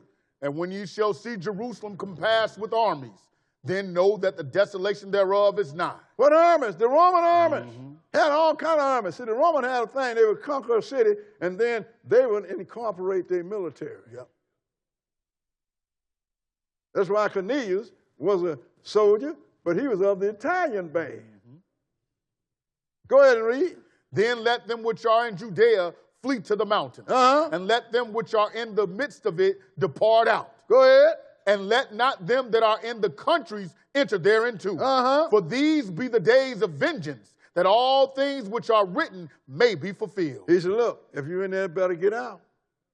If you have children, get out. If you're out, don't come back in, because prophecy is finna fall on you. Right. These are the things that's going to be written. Go ahead and read. But woe unto them that are with child, and to them that give suck in those days. Go ahead. For there shall be great distress in the land, and wrath upon this people. Wrath upon this people. People try to use this to hook it up with the Great Tribulation. No, the Great Tribulation is going to be wrath on the whole world. That's right. But here, this is just wrath on this people, which is Jerusalem. Go ahead and read. And they shall fall by the edge of the sword, and shall be led away captive into all nations. And Jerusalem shall be trodden down of the Gentiles until the times of the Gentiles be fulfilled. So you're going to fall by the sword, and know that they didn't kill, they're going to be led captives into all of the earth, sisters and brothers. Until the time we're going to be there, until the times of the Gentiles be fulfilled. You know who the Gentiles are? The children of Japhet. The people that we call white are Europeans. Who is in charge of this world? Gentiles. Gentiles. Russia, Gentile. East and West Europe, Gentile. America ran by Gentile. Well, Africa, they run it too. So as long as the Gentile is running it, we are still in captivity. And who is in Jerusalem? We have Edomites, but you have converted Gentiles too. But in the last 3.5 years before the Lord comes, you're going to have the chief Gentile, Papa, is going to leave Rome and set up in a temple that the Edomites are going to build. The people that call themselves Jews are going to be there. And he's going to be there until the Lord comes, sisters and brothers. So let's go. What was that page? What was that? Now we're going to look at this map that we have, because Israel was scattered all over. We're going to just pull up a few of them. You want to do last 2 million years? Last 2 million years, page 87? We're going to go with the, I'm trying to see what we got, page 87? Yep, 2 million. The last 2 million years, we're going to confirm this with history. See, we're giving you prophecy, and we're giving you history. All these other people with all these various religions, especially supposed to represent black, tell them to give you something. Last 2 million years, page 87. Page 87. Okay, put it up and read it. Faith survives the dispersion. The crucifixion of Jesus about AD 30 did not end Jewish resistance to the Roman occupation. In 70, when the country was again in a state of revolt, Jerusalem, the holy city, became the core of the resistance to the Romans. Titus, the son of Emperor Vespasian, proceeded to lay siege to Jerusalem. The city fell, and the inhabitants were enslaved in their thousands and dispersed throughout the Mediterranean world. So the Mediterranean world, where is that? Europe and Africa, sisters and brothers. Europe and Africa. Put up the map, and we're going to show you what the Mediterranean Sea represents. This is Africa, and up there above is the Mediterranean. Show it. That's the Mediterranean Sea. Divide Africa and Europe. So when Titus got us, we were scattered out into Europe and the African continent as slave sisters and brothers. And that shows Timbuktu. See who's there. Read it, Antoine. After Islamist threat repelled, spotlight hits Jews of Mali, fabled Timbuktu. Now see, the Islam had taken over Timbuktu, and the people that converted to Islam. But these are Israelites. Go ahead and read. Timbuktu was the capital and storied cultural center of North Africa's Songhai Empire. 3 villages along the Niger River, locals still identify some of the residents as the Jews. Now, you know, the word Negro, that's come from the people that were brought across the Niger River, in case you didn't know. But they were as Jews. Go ahead and read. Timbuktu served as a major trade and cultural hub for travelers. Jewish travelers and traders were among those it attracted. It was home to Jews who sought a temporary base for their trade business. We are Jews because our ancestors were Jews. Now these people that's talking, okay? We are Jews because our ancestors are Jews. Go ahead and read. Whose genes are found in our families. It is God who made Timbuktu our land of refuge. There's a roadway still known as the Jewish Street. They resided in separate quarters and married only among themselves. Now, you didn't know that, didn't you? No, Eartha Kitt used to swing about in Timbuktu all the time. Go ahead and read. Is that it? That's all I got. Then the next one. So now, got him Timbuktu. That was a part of the African continent. Because Jews, when Titus scattered, he scattered us all over, sisters and brothers. All over. And when we were scattered, sisters and brothers, nobody paid no attention. We're going to look at a couple more places here. Let's show you when they come to something, when it was brought to America. Show you that all the slaves that brought to America, they knew who he was. They just wouldn't let us pass it down. Let's look at the, and what is this, African town, Alabama. Let's put it up. African town, Alabama. And we go to, and we have 3 slots, 1, 2, and 3.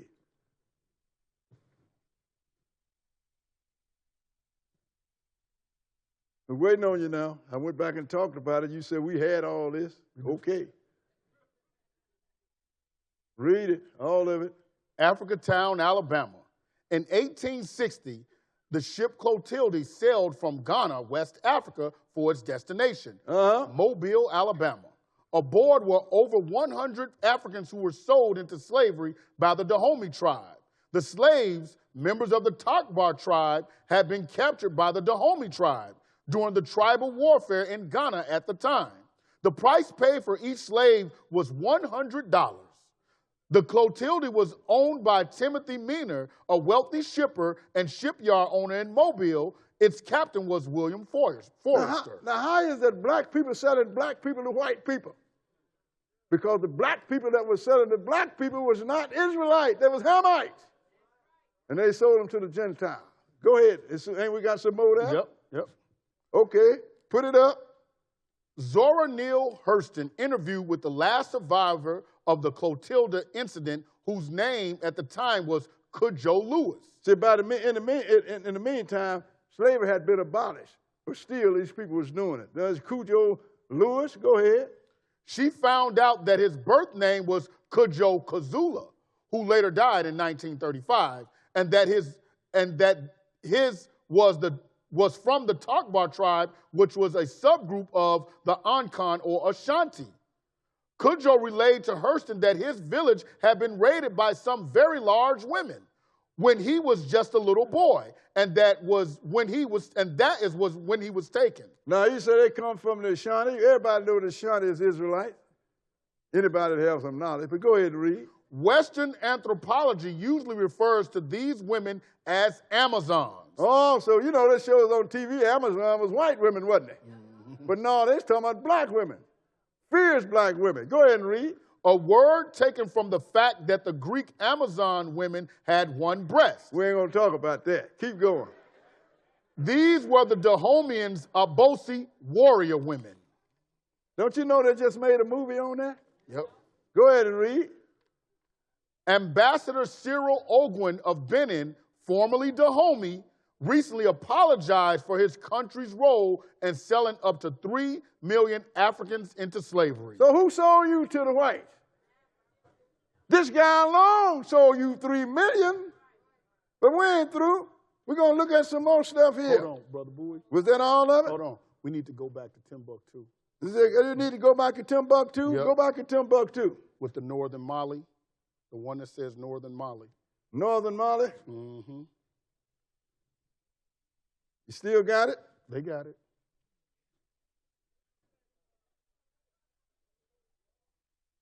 Okay, that one first. Ready? Go ahead. Timbuktu. Or Timbuktu, a city of French West Africa situated near the southern border of the Sahara Desert and the territory of the French Sudan, 10 miles north of the Great Bend of the Niger River. Uh-huh. It is the center of caravan routes from Morocco, the Guinea coast, and the inner Sahara, and is also on the motor transport route across the desert. Timbuktu has considerable trade in gold, gum, salt, and ivory. Settled in the late 11th century, it became a flourishing trade center for Negro tribes and a seat of Muslim culture. In 1951, its commercial prosperity was ruined by a Moroccan army. It was sacked frequently in the 19th century and was little more than a vast heap of ruins when the French took possession in 1893. So the Moroccans was there. They destroyed a bunch of records and everything. Was that the end of it? No, we got one more. Go ahead. So that was the map of Timbuktu. Then we got the spotlight hits Jews in fabled Timbuktu. There we go. Go ahead. Northern Mali is still home to an estimated 1,000 descendants of Jew.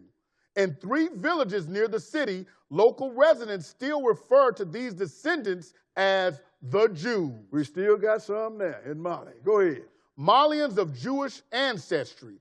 Ancient documents that serve as proof of Jewish life in Timbuktu survived the recent attacks on the city's historic library.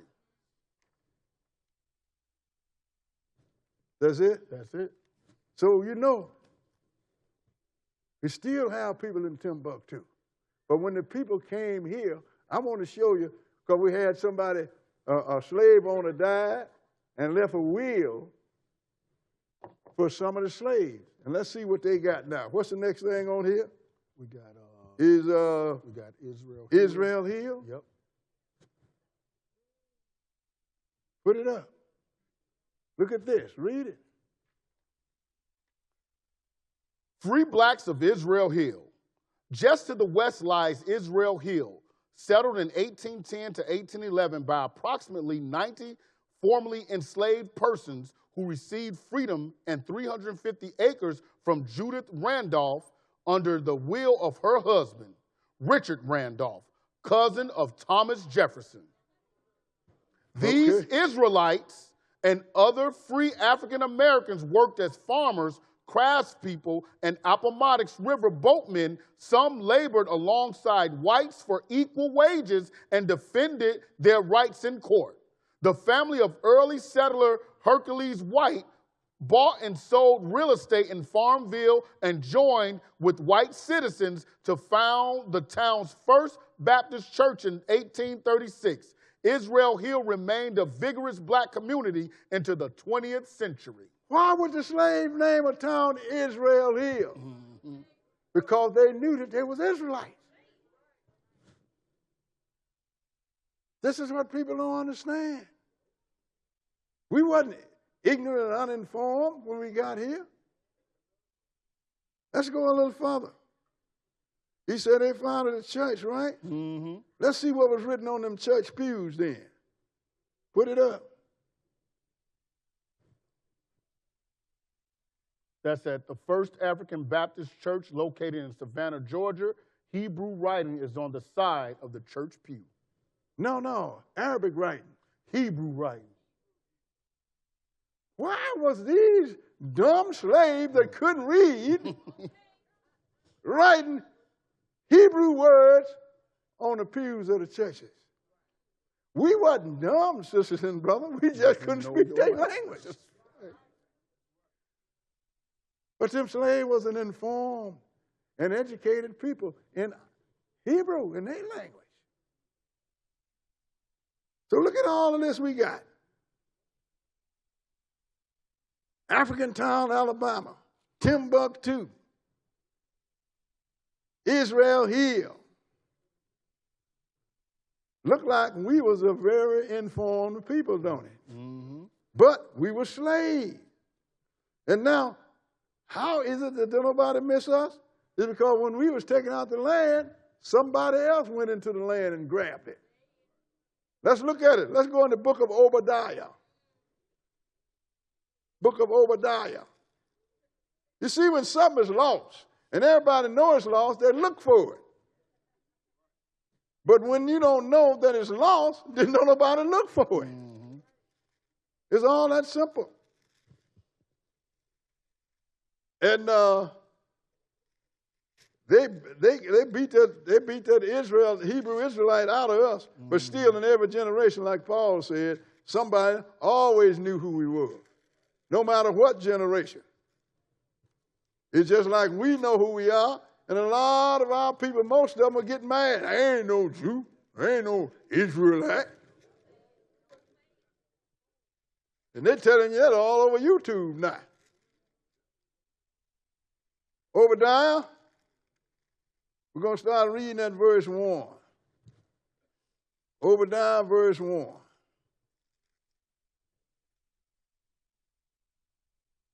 Because it ain't got but one chapter. Verse 1. Okay, read it. The vision of Obadiah. Thus saith the Lord God concerning Edom. We have heard a rumor from the Lord. Go ahead. And an ambassador is sent among the heathen. Arise ye, and let us rise up against her in battle. Behold, I have made thee small among the heathen. Thou art greatly despised. So now this is against Edom, your twin brother that the world called a Jew now. He is hated second only to us. And they said, let's rise up against him in battle. Why is the Lord going to have somebody rise against them? Let's skip down to verse 9 and find out. Go ahead and read. And thy mighty men, O Teman, shall be dismayed, to the end that every one of the mount of Esau may be cut off by slaughter. You should get that book, Diaspora. You get an idea of what I'm talking about. But go ahead and read. For thy violence against thy brother Jacob. That's what it is. Go ahead. Shame shall cover thee, and thou shalt be cut off forever. Go ahead. And the day that thou stoodest on the other side, and the day that the strangers carried away captive his forces, and foreigners entered into his gates, and cast lots upon Jerusalem, even thou was as one of them. That's in 7 A.D., when Titus took all of us out, and the foreigners come in and start dividing up the land of Jerusalem. He said, you among them. Go ahead and read. But thou shouldest not have looked on the day of thy brother and the day that he became a stranger. Go ahead. Neither shouldest thou have rejoiced over the children of Judah and the day of their destruction. I mean, that was happy. Like when Babylon took us out. So Edom stomped the feet and said, raise it to the foundation. So they was rejoicing when Titus took us out. And some other things too, which I have books on, but I ain't going to read them to you because I don't want to have nobody hating people. Go ahead and read. Neither shouldest thou have spoken proudly in the day of distress. Go ahead. Thou shouldest not have entered into the gate of my people in the day of their calamity. Go ahead. Yeah, thou shouldest not have looked on their affliction in the day of their calamity. Go ahead. Nor have laid hands on their substance in the day of their calamity. No, they went into our cities and into our homes and into our museums, and they laid hands on our substance. Why is it that you got Paul and the apostle, you can't find one picture? How come you can't find a picture of Moses and Elijah? Right. I know they had pictures of them because the apostles recognized them when Jesus transfigured in front of them. That's right. Where is our history? Where are our people? You can't find one picture. Why? Because when Edom went in there, they destroyed them. Can't have people that occupy the land don't look like the artifacts of the land. Right. Read the next verse. What verse? Verse 14. Go ahead. Neither shouldest thou have stood in the crossway to cut off those of his that did escape. Neither shouldest thou have delivered up those of his that did remain in the day of distress. So the ones that escaped from Titus, Edomites came and caught them and took them to Titus the Roman. Take them with you. Why? Because the one that called himself Jew can't call himself a Jew if I'm still standing next door to him. That's right. That's right. So they had their own thing in farm. We're going to get rid of all of them because the Arabs had driven Edom down into southern Jerusalem. They were there already. Let's go in the history book, Atlas of the Bible. Read what's on page 150 first. Go ahead. To the east, in what had been Edom, people from northwest Arabia were establishing themselves, later known as Nabateans. The heyday of these people would come later, but already they were driving the Edomites, later known as Idumeans, into the Negab and what had been southern Judah. Now, they drove the Nabateans with the Arabs. This thing between Edom and the Arabs started way a long time ago. Go ahead and read. Settling in the desert of South Beersheba, the Edomites established themselves in the relatively lush tableland and hills around Hebron. Go ahead. Which became one of their chief cities. So that's southern Jerusalem. Go ahead. The Hasmonean dynasty. Now let's go into page 160. Let's go into Atlas, the page 160 now. Now this is when the Hasmoneans, which is Maccabees, had come up to a little power, and they had conquered some of Jerusalem back. And let's see what they did with the Edomites. Go ahead. The Hasmonean dynasty. In 139, however, Antiochus VII, who would prove to be the last strong Seleucid king, attempted to reassert his rights in certain Judean cities. The aged Simon dispatched his sons, Judas and John Hyrcanus, to meet the threat, and their army defeated the Syrians at Kidron. By 125, Hyrcanus had annexed part of Samaria and all of Idumea. The conquest of Idumea meant the easy southern approaches to the hill country of Judea, which the Seleucids had used repeatedly, were secure. The people in these territories were forced to accept Judaism as a means of ensuring their loyalty. So when they conquered, when the Hasmoneans and Maccabees conquered southern Jerusalem, where Edom was, they converted them to Judaism, what is called Judaism now. They was converted. Read that again. The people in these territories were forced to accept Judaism as a means of ensuring their loyalty. Among the converted were the ancestors of the future king of Judea, Herod the Great. You didn't know Herod the Great was a Jew? He's not a Jew. We better investigate Herod a little bit. Let's go into the great people of the Bible, page 314. This is what people don't understand. I had read about Herod the Great in high school. Never knew he was a Jew. Let's see if he truly was. Go ahead and read it. Herod the Great. Rome needed a shrewd and capable agent in Palestine. And in Herod the Great, they felt they found such a man. So the Romans set Herod the Great as king of Judea. Go ahead and read. Young, ambitious, and brutal when necessary. Herod was not a true Jew, but an Idumean. Oh, he was not a what? A true Jew, but an Idumean. Oh, so an Idumean that had been converted to Judaism, so he was called a Jew. That's Who right. is called a Jew nowadays? Edom, an Idumean. Go ahead. You call it. Go ahead. Whose forefathers had been forced to convert to Judaism a century before. Uh-huh. During his long reign, which lasted until his death in 4 BC, Herod kept an uneasy peace by dealing ruthlessly with suspected rivals and troublemakers. He systematically killed off all living claimants to the Hasmonean kingship. So he killed all the real Jews, our ancestors. Herod did. So now he was the one. What else we got? Any more of that? Yep, keep that up. The next one. Go ahead.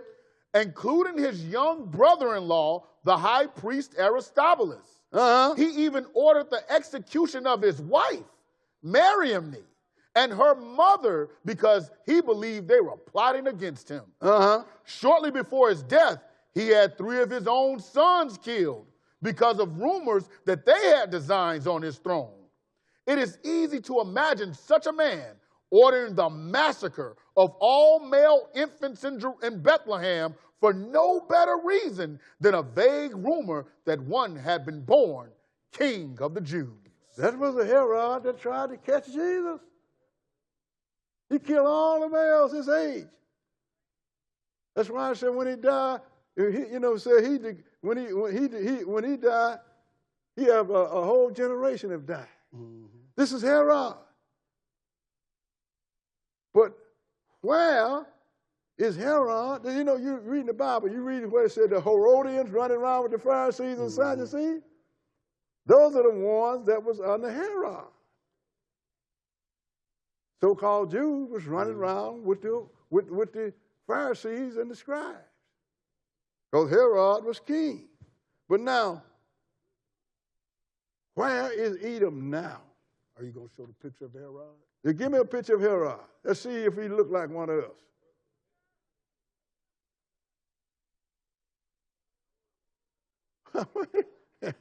He don't look very like me, do he? Look at his hair. But this is Herod the Great, the Jew. The converted Jew. So you know what he's supposed to look like. Mm-hmm. But the problem is, where is Edom now? Mm-hmm. Let's go into Great Worldscope Volume 4. See, because they disappeared. Let's see when did they disappear. Worldscope Volume 4, and read it. Edom, meaning red. That's Worldscope Encyclopedia. Go ahead and read. Edom, meaning red, the name given to Esau on account of the red pottage secured by him from his brother Jacob. So we're going back to our twin brother, ain't we? Mm-hmm. Go ahead and read. The name was also given to the country settled by Esau, having been previously known as Mount Seir. Uh-huh. Later, the Edomites ravaged the southern borders of Palestine and were denounced with considerable vehemence by some of the prophets of Israel. After the destruction of Jerusalem in 70 AD, the name of Edom, or Idumea, disappeared from geography. Wait a minute. The name Idumea disappeared from geography. But why did they wait till 70 AD? Mm-hmm. Because as long as our people was there, they couldn't say that they was Jews. Remember we read in Obadiah, the ones that escaped, they caught and delivered them up? So now, put their maps up there. Let me show you what it was before 70 AD and after 70 AD. You see Idumea on that right side over there? That's what Judah is, isn't it? So the Idumean have moved up into southern Jerusalem. 70 AD, when Titus took everybody out, they changed the name from Idumea to Judah. And everybody said the Jews are back. How can you fight this? Absolute proof, sisters and brothers. So I want to ask a question. How do you hide a whole people? We ain't talking about hiding an individual. How do you hide a whole people? All you got to do is change the name. Let's go into Revelation, the 2nd chapter. And we're going to read verse 9. Revelation chapter 2.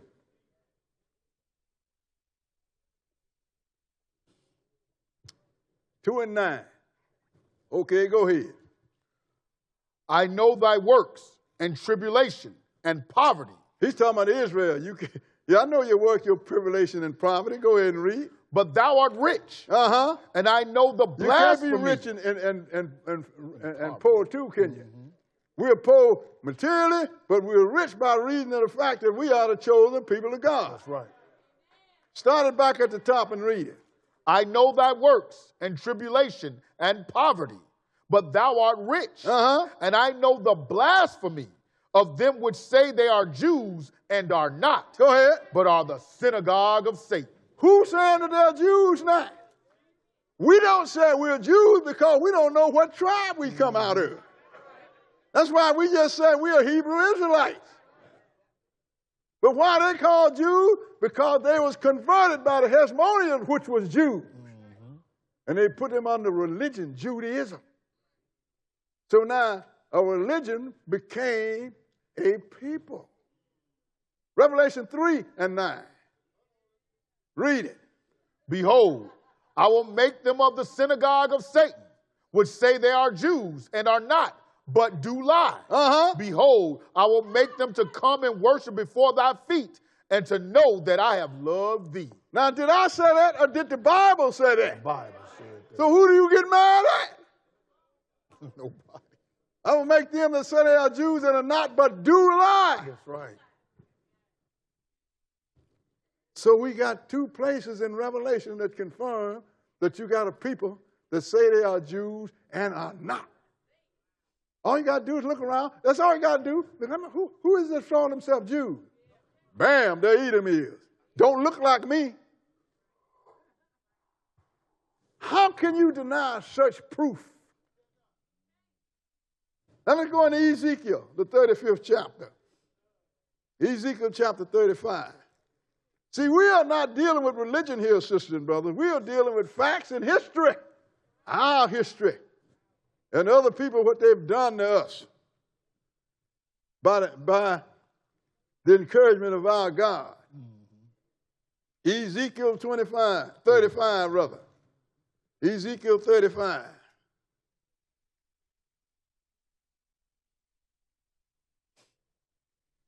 And we're going to start reading at verse 1.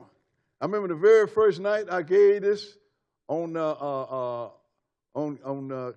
cable TV. The very first night. While me and the brothers would call, my wife called all upset. Somebody broke our picture window out. They rush home, we get over there, sure enough, they done broke the picture window out in the living room, trying to give me a message. Then they sent him up on the property when we was on 75th Street and beat up the janitor, trying to break into places. Then I got mad at the neighborhood. They come out and looked at him. After a while, they looked and they left, trying to intimidate me. Oh, but the very first night I did this lesson on slavery, that happened. Ezekiel 35. Ezekiel 35, we're going to start reading at verse 1. Okay, go ahead. Moreover, the word of the Lord came unto me, saying, Son of man, set thy face against Mount Seir, and prophesy against it. That's Edom. That's Mount Seir. And prophesy against it. Go ahead and read. And say unto it, Thus saith the Lord God, Behold, O Mount Seir, I am against thee, and I will stretch out mine hand against thee, and I will make thee most desolate. Go ahead. See, that's why I don't get mad at those people. I won't do nothing to those people. You know why? Because what God going to do to them make me feel sorry for them. Go ahead and read. I will lay thy cities waste, and thou shalt be desolate, and thou shalt know that I am the Lord. Now, I know the Lord's going to do it because everything he said he was going to do to us, he did, didn't he? That's right. Go ahead and read. because thou hast had a perpetual hatred. I mean, non-stop hatred, because he think that we stole his blessing. He sold it.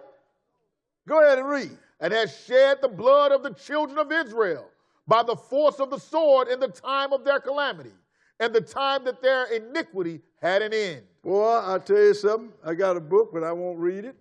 Show you what they did in 7 AD. I mean, they did some real killing on us. Go ahead and read. Therefore, as I live, saith the Lord God, I will prepare thee unto blood, and blood shall pursue thee. Since thou hast not hated blood, even blood shall pursue thee. So no matter where you go, somebody going to be following trying to kill some of you. Why? Because you didn't hate blood. You didn't hate the blood of your brother, Jacob, Israel. So blood's going to pursue you. Skip down to verse 9. Verse 9 and go ahead. I will make thee perpetual desolation. We reading book, ain't we? That's right. Go ahead. And thy city shall not return. And ye shall know that I am the Lord. See, because when the Lord destroyed Mount Seir, they never rebuilt the city. They got driven clean out by the Arabs. So your city never returned. So you decided to get somebody else's city. Go ahead and read. Because thou hast said, these two nations and these two countries shall be mine. And we will possess it, whereas the Lord was there. Now, what other cities that Jesus was at? Judah and Samaria, wasn't he? Wasn't he in Jerusalem when he came? Wasn't he in Samaria talking to the woman at the well? That's right. So the two that he said, these two cities and two nations going to be mine, he's talking about Judea and Samaria, sisters and brothers, because the Lord was there. That lets you know what it was talking about. That's right. Skip down and read verse 12. Verse 12, and go ahead. And thou shalt know that I am the Lord, and that I have heard all thy blasphemies, which thou hast spoken against the mountains of Israel, saying, they are laid desolate, they are given us to consume. That's what happened. The Lord said, I was listening to you. I heard your conversation. When you said, these two countries are laid desolate, they are given to us to consume. Didn't we read that when the people come in and cast lot for Jerusalem, that Edom was among them? That's right. Hey, they're desolate. The Lord then gave them to us. He have given them to us. Skip down to verse 15 and read it. As thou didst rejoice at the inheritance of the house of Israel, because it was desolate, so will I do unto thee. Thou shalt be desolate, O Mount Seir, and all Idumea, even all of it, and they shall know that I am the Lord. So it's how you have rejoiced at the inheritance. That means they got it, didn't they? These two cities, that's what Esau said. Israel or Samaria and Judea going to be out. You know who Samaria is nowadays? The West Bank. Now let me show you. What we just read came to pass, was quoted during the 67 war. Put up the thing of Menachem Begin, which was the prime minister of Jerusalem at that time. And let's see what he said during the time of Nixon. West Bank is Israel forever, vows Begin. Jerusalem, Israeli Prime Minister Menachem Begin vehemently rejected President Reagan's Middle East Peace Initiative Wednesday and declared that the occupied West Bank will be for Jewish people for all generations. The world will witness whose dedication will win, Begin said. If someone tried to take Judea and Samaria, the West Bank, from us, we will tell him Judea and Samaria for the Jewish people for all generations. Didn't we just read that in prophecy? Yep. We're not concocting this, sisters and brothers. We're telling you just what it is. This guy said this, and it's recorded in the newspaper. Just like the Lord said, you said that these two cities and these two nations shall be mine because the Lord was there. So now what's happening is somebody else is in your house. Let's back up to Isaiah, the 1st chapter. See, we are not here, sisters and brothers, to preach hatred or preach dislike. We are just here to preach the word of God. And if the Lord didn't want us to preach it, then it wouldn't be in the Bible, would it? But we're teaching this book. I have a saying, like I said, if you can't read it Don't let it come out of your mouth. Isaiah chapter 1, and we're going to start at verse 2. So now, I never forget this black journalist during 67 war, how he had a so-called Jew sitting there and an Arab sitting there, and he is trying to broker peace between the Jewish guy and the Arab. I look at this guy and say, this is the peak of stupidity. These guys got together and threw you out of your house. Now you're going to peep in the window and show them how to make peace in your house. But they threw you out of it. Like the Lord said, my people have gone into captivity because of what? No knowledge. No knowledge. No knowledge. Isaiah 1 and verse 2. Go ahead and read. Hear, O heavens, and give ear, O earth. For the Lord hath spoken. I have nourished and brought up children, and they have rebelled against me. And that's talking about Israel, ain't it? Yes. Go ahead and read. The ox knoweth his owner, and the ass his master's crib. Go ahead. But Israel doth not know. My people doth not consider. Go ahead. Ah, sinful nation, a people laden with iniquity, a seed of evildoers, children that are corrupters. They have forsaken the Lord. They have provoked the Holy One of Israel unto anger, and they are gone away back. Look what it said. The ox and the donkey know more than us. They know where they belong. They know what they're supposed to do. He said, but my people don't know. They don't even consider that they are the chosen people, even chosen to be the priest to all the sons of Adam. Seed of evil. So what have we been? A sinful nation. Like I said, the Lord said at one time, he hated our sisters and brothers. So what happened? We have gone backward. We have provoked the Holy One of Israel, the God of Israel, with our misbehaving. And what's left of what used to belong to us? Skip down to verse 7. Verse 7 and read it. Your country is desolate. Your country is desolate. Your cities are burned with fire. Your cities are burned with fire. Your land, strangers devour it in your presence. Your land, strangers devour it in your presence. And you don't even know it. You look at Jerusalem over there. Then, well, I feel sorry for the poor Arabs over there in West Bank. That is your house too. But Brother Boy, whose side you on? I'm on my side.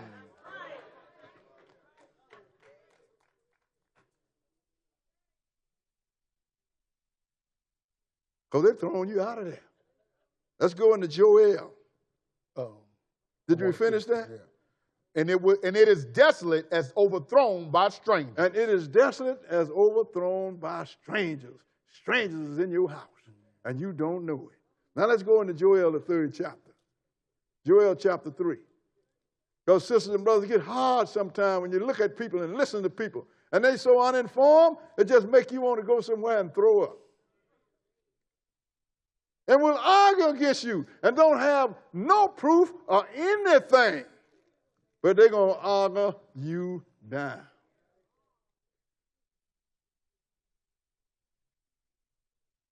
Joel chapter 3, and we're going to start reading at verse 1. Joel 3 and 1.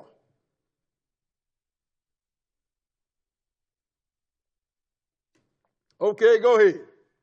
For behold, in those days and in that time, when I shall bring again the captivity of Judah and Jerusalem. This is telling the days when he's going to reverse our captivity. Go ahead and read. I will also gather all nations and will bring them down into the valley of Jehoshaphat.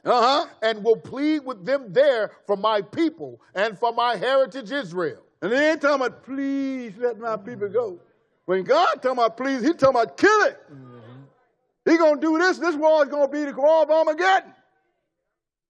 Jeremiah said the slain of the Lord at that time is going to be from one end of the earth to the other. Right. But it's going to start in Jerusalem because that's where the Pope and the leader of the European Union is going to be. Go ahead and read. Whom they have scattered among the nations. So start it again. I will also gather all nations and will bring them down into the valley of Jehoshaphat and will plead with them there for my people and for my heritage Israel. Now, the Jehoshaphat of Jehoshaphat means where Jehovah will judge, okay? Go ahead and read. Whom they have scattered among the nations. My people of Israel, whom they have scattered among the nations. And parted my land. And parted my land. And So we see that everybody's on our land but us. That's right. Go ahead and read. And they have cast lots for my people. They done bidded for my people. And have given a boy for an harlot. And sold a girl for wine. Go ahead. That they might drink. Who's that ever happened to? Go ahead and read. Yeah. And what have ye to do with me, O Tyre and Zidon? Go ahead. And all the coasts of Palestine? Go ahead. Will ye render me a recompense? That means everybody in that area, Edom and Ishmael. There's a so-called Jew and the Arabs. They all conspired against you. He said, will y'all repay me? Go ahead and read. And if you recompense me, swiftly and speedily will I return your recompense upon your own head. Go ahead. Because you have taken my silver and my gold, and have carried into your temples my goodly pleasant things. Go ahead. The children also of Judah and the children of Jerusalem have ye sold unto the Grecians, that ye might remove them far from their border. You're a long ways from Jerusalem, ain't you? They taken our riches, and then they sold us. Now let's go into Zechariah the 11th chapter. Zechariah chapter 11. I'm going to go on and get out of this lesson, because I'm starting to enjoy it too much. Y'all been went to sleep on me. Zechariah chapter 11. And we're going to start reading at verse 1. Zechariah 11 and verse 1. Because, sisters and brothers, this is the Lord lamenting over what he had to do to us. And what has happened to us. This is the Lord lamenting now. Verse 1. Go ahead. Open thy doors, O Lebanon, that the fire may devour thy cedar. Lebanon, that's some of Israel, that the fire gonna come in. Go ahead and read. Howl, fir tree, for the cedar is fallen. Go ahead. Because the mighty are spoiled. Howl, O ye oaks of Bashan, for the forest of the vintage is come down. That's talking about us. We are the trees and the cedars. Go ahead and read. There's a voice of howling of the shepherds. Go ahead. For their glory is spoiled. A voice of the roaring of young lions. For the pride of Jordan is spoiled. That's when the Lord brought us down, sisters and brothers. Go ahead and read. Thus said the Lord God, the Lord my God, feed the flock of the slaughter. Look what we're called now. The flock of the slaughter. Everybody want to kill us, and it's killing us. Go ahead and read. Whose possessors slay them and hold themselves not guilty. So the people that had us in slavery would kill us like a dog, and they didn't feel guilty about it. Go ahead and read. And they that sell them say, blessed be the Lord, for I am rich. Look at this rich country, even in this hemisphere, in America. Slave labor did it. Even slaves finished the White House. You didn't know that? Go ahead and read. And their own shepherds pity them not. And our own ministers don't pity us because they will not teach us the truth. Go ahead and read. For I will no more pity the inhabitants of the land. This is the Lord said. Because of Israel's behavior, I will no more pity the inhabitants of the land. Go ahead. Saith the Lord. Go ahead. But lo, I will deliver the man, every one, into his neighbor's hand. Go ahead. And into the hand of his king. And they shall smite the land, and out of their hand I will not deliver them. Go ahead. And I will feed the flock of the slaughter, even you, O poor of the flock. Go ahead. And I took unto me 2 staves, and the one I called Beauty, and the other I called Ban. Go ahead. And I fed the flock. Oh, that's something. We're the flock of the slaughter. And he didn't feed us with food either. He fed us with slaughter and killing by the hand of other people. Go ahead and read. 3 shepherds also I cut off in 1 month. 3 shepherds. This is the last 3 kings we ever had. Jehoiakim, Jehoiachin his son, and Zedekiah. When Nebuchadnezzar took down Zedekiah, we have never had a king from that day to this one. 3 shepherds. He said, they hated me, and I abhorred them because all of them broke his law. Go ahead and read. And my soul loathed them, and their soul also abhorred me. Go ahead. Then said I will not feed you. That dieth, let it die. Go ahead. And that is to be cut off, let it be cut off. Cut off. And let the rest eat every one the flesh of another. Well, that's some bad stuff, ain't it? And you know what it is?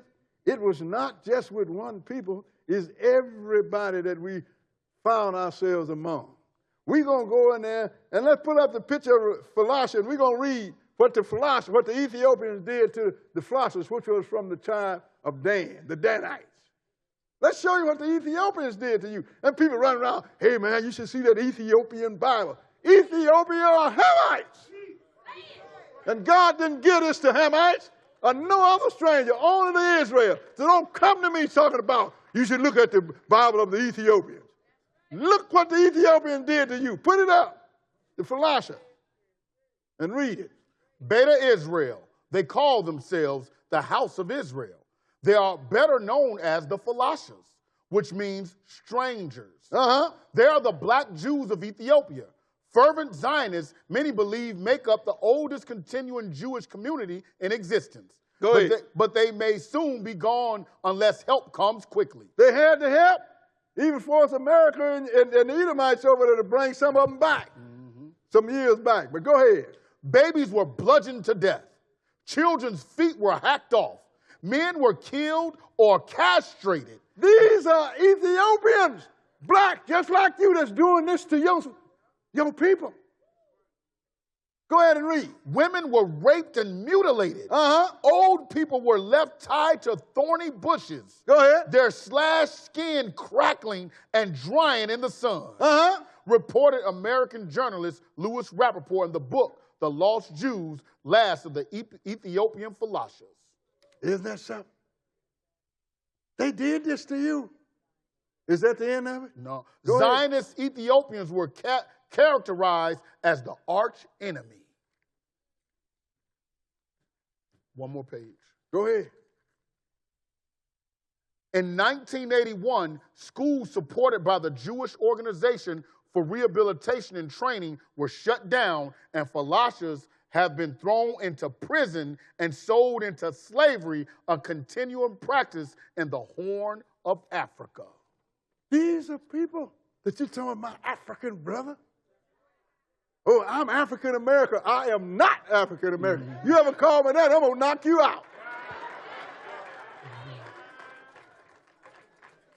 Was that all of it? That was all of that one. We got. So now, look what they did to you. Now let's show you what the Nigerians did to the Igbos, which you call Igbos. Put it up.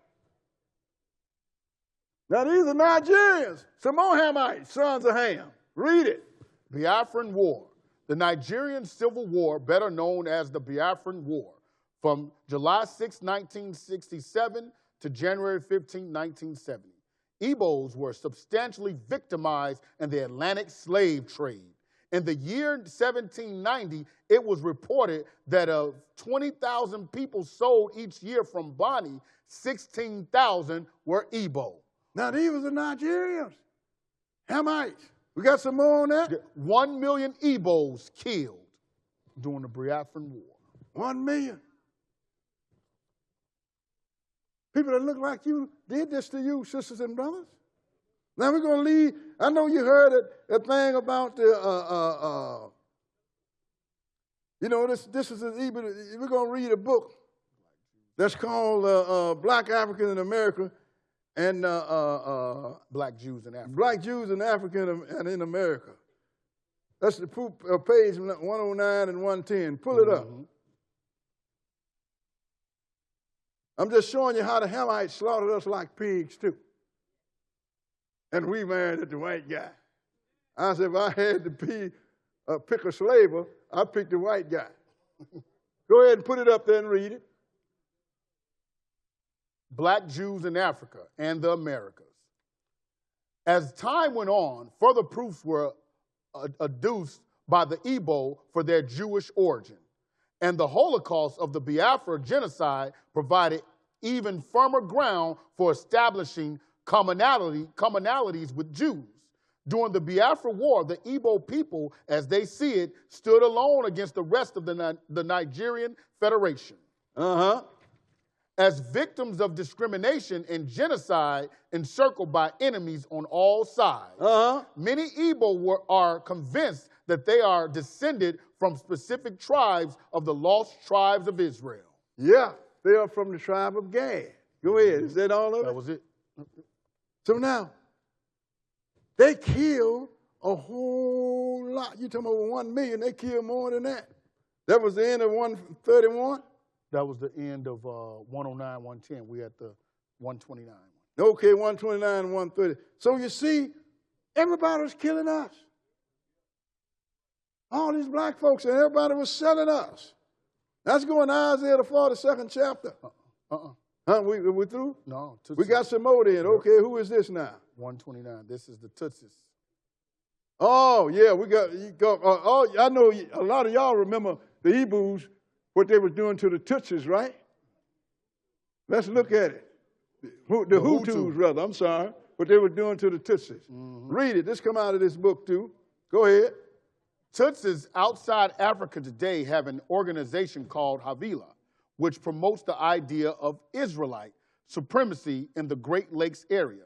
The American-based organization interested in lost Jewish communities. Watutsi or Tutsi of Rwanda and Burundi have told me the following. Their ancestors were disaffected royal family members from the remnants of the house of Israel living in Ethiopia. The Israelite Tutsis have appealed to Israel and Israel to the international community in general and have asked them to condemn and take action against all anti-Israelite violence throughout Africa. Wait a minute, in Africa? All them black folks. Go ahead. And the Rwanda crisis, the African scholar Gerard Prunier explained that the massacres of 800,000 Rwandese, mainly Tutsi, in 1994. And the time the idea of a distant Hamitic or Semitic past for the Tutsi was used by the Hutu against them. The flag of Burundi, dominated by the Tutsi, still bears the Star of David, and he evoked the genocide of more than 500,000 Tutsi Hebrew Israelite in Rwanda. That's a whole lot, ain't it? Yes. So we got brothers mad at the white guy. You better look at this black guy, because he laid some pain on you. But then you don't look at neither one of them. You look beyond them and see how this happened. Let's go into Isaiah, the 42nd chapter. Isaiah chapter 41, 42, rather. Isaiah 42. Because you need to have a look, sisters and brothers, at yourself, because we brought this on us. Isaiah 42, and who brought it? Because of our misbehaving, we're going to read about it. Isaiah 42, we're going to start at verse 18. 42 and verse 18. Okay, read it. Hear ye deaf, and look ye blind. He's talking to us. Go ahead. That ye may see. Who is blind but my servant? Go ahead. Or deaf as my messenger that I sent? Who is blind as he that is perfect? Who is the messenger that the Lord sent to all the sons of Adam? Israel. He said, ain't nobody blinder than us. And who is blinder than him that is perfect? You know, when you're perfect, can't nobody show you nothing, can you? Go ahead. And blind as the Lord's servant. Seeing many things, but thou observest not. Opening thine the ears, but he heareth not. Look, the Lord is talking and showing you through his book, but you ain't looked at it and you ain't heard nothing. Skip down and read verse 22. But this is a people robbed and spoiled. There are all of them snared and hold. Go ahead. And they are hid in prison houses. They are for a prey, and none delivereth. For a spoil, and none saith, restore. So we are a minority on the outside, but a majority in prison houses. Let's look at a few places that we are in prison in now. Put it up.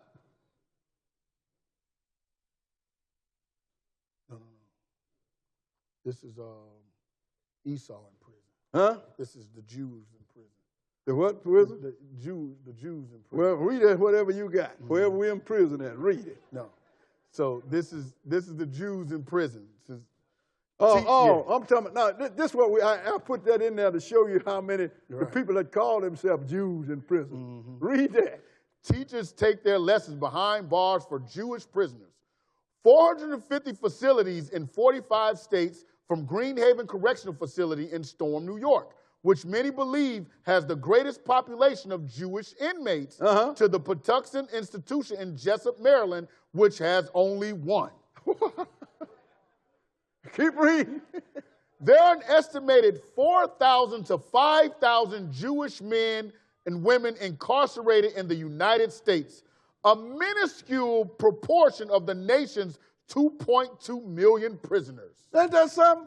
The people that call themselves Jews, out of all the prisons in the United States, you ain't got but 4,000 or 5,000. You got more than that in county jail of us. Think about it.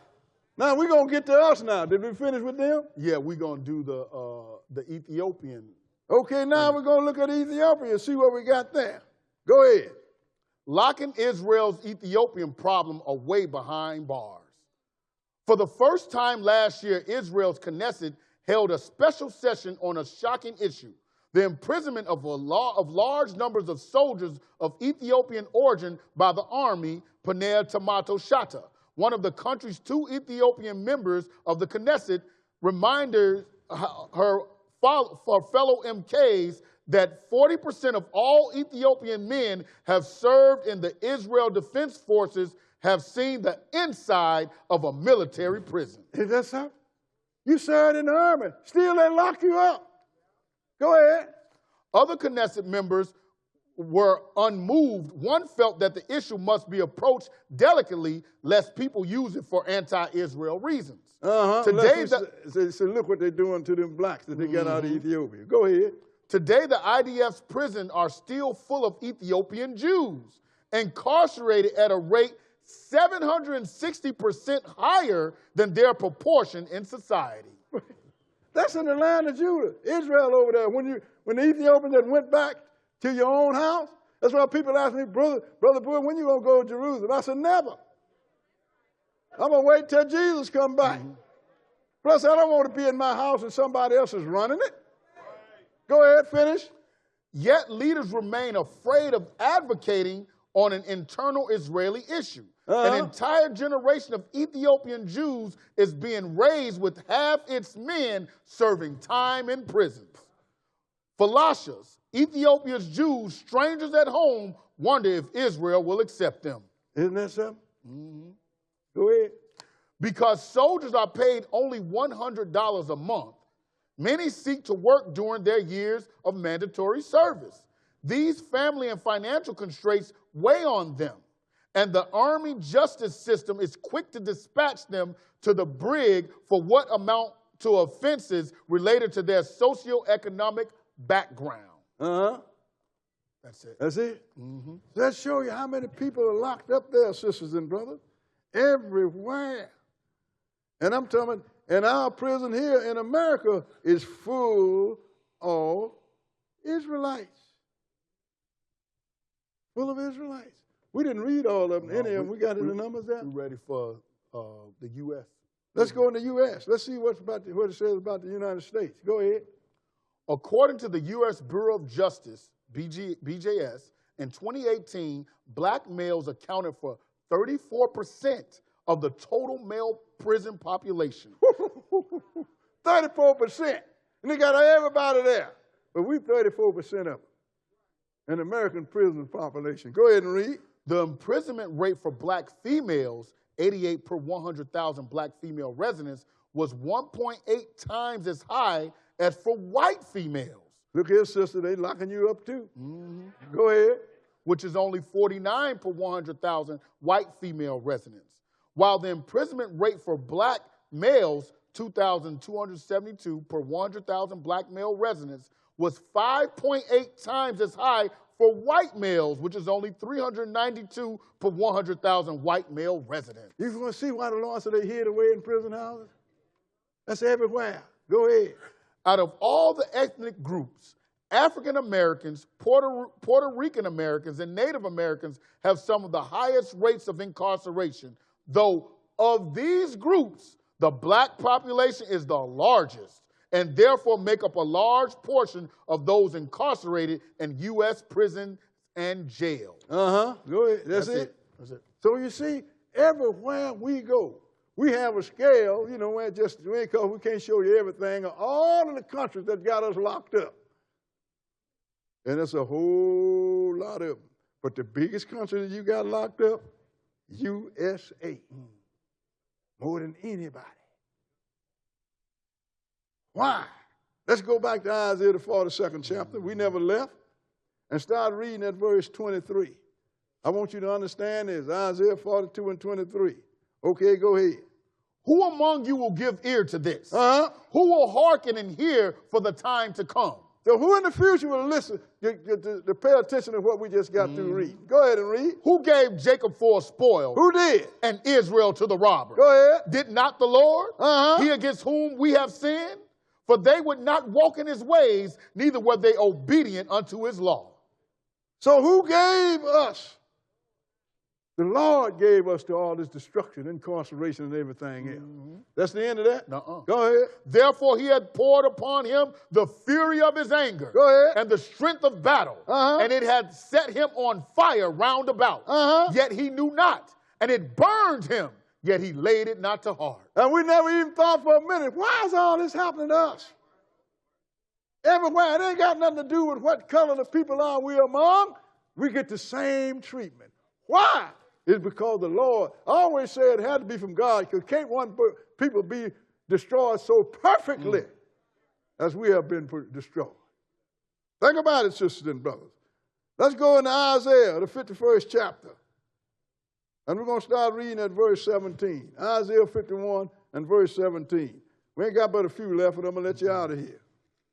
But this, because I know it's grown a little bigger, but sisters and brothers, I've been looking at all this factual information that we have acquired. I just had to give it to you.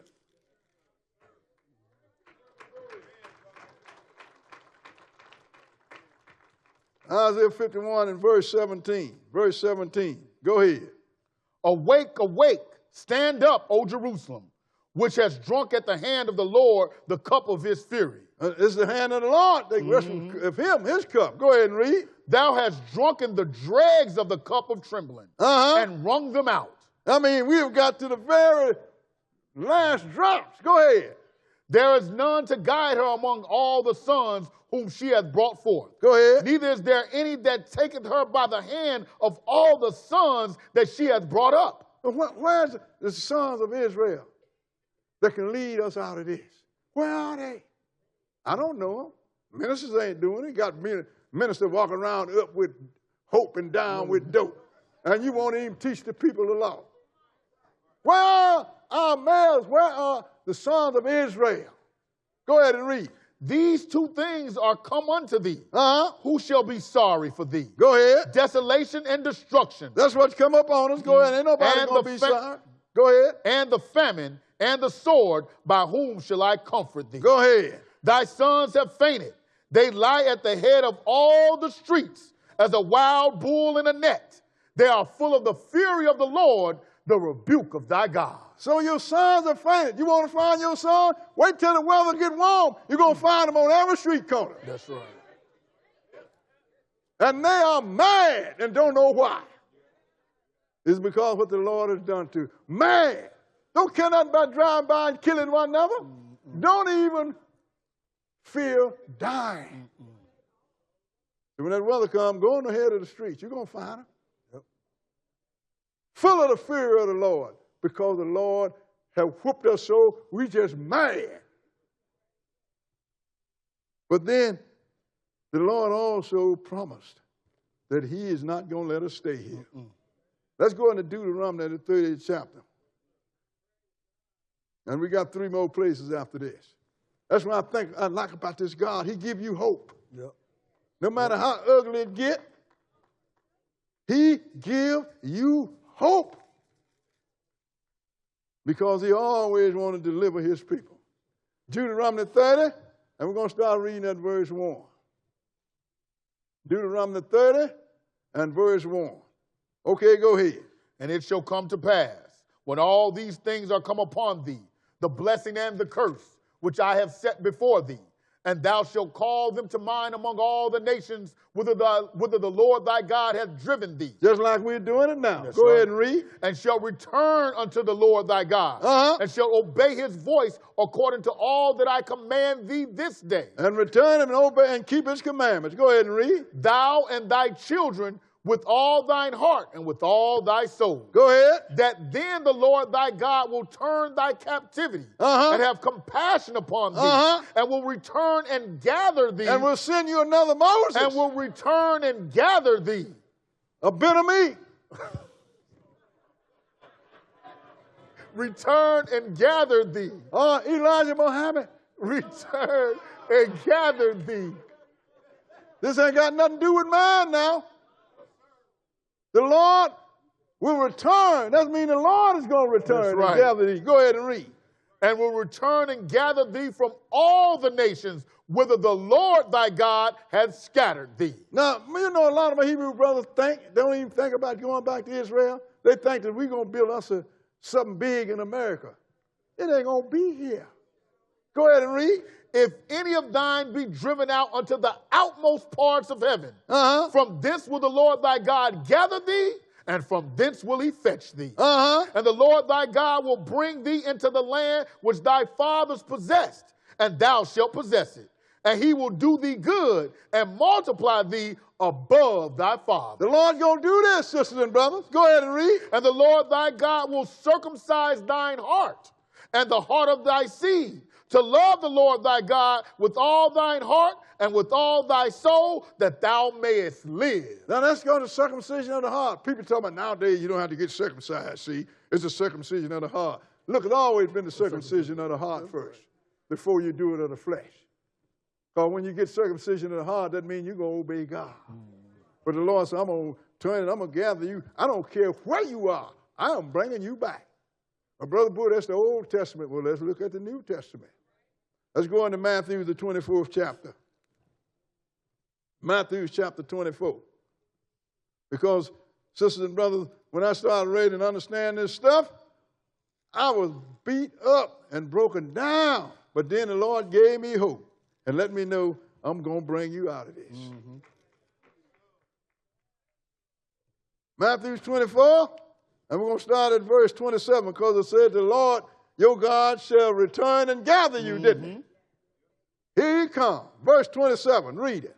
For as the lightning cometh out of the east, and shineth even unto the west, so shall also the coming of the Son of Man be. So he said, everybody gonna see me when I come, all eyes. Skip down to verse 29 and go ahead. Immediately after the tribulation of those days. So we're going to have a time that's called a great tribulation. And the Lord said immediately after the tribulation of those days, because that's when he's going to end the time of the Gentiles. That's right. Go ahead.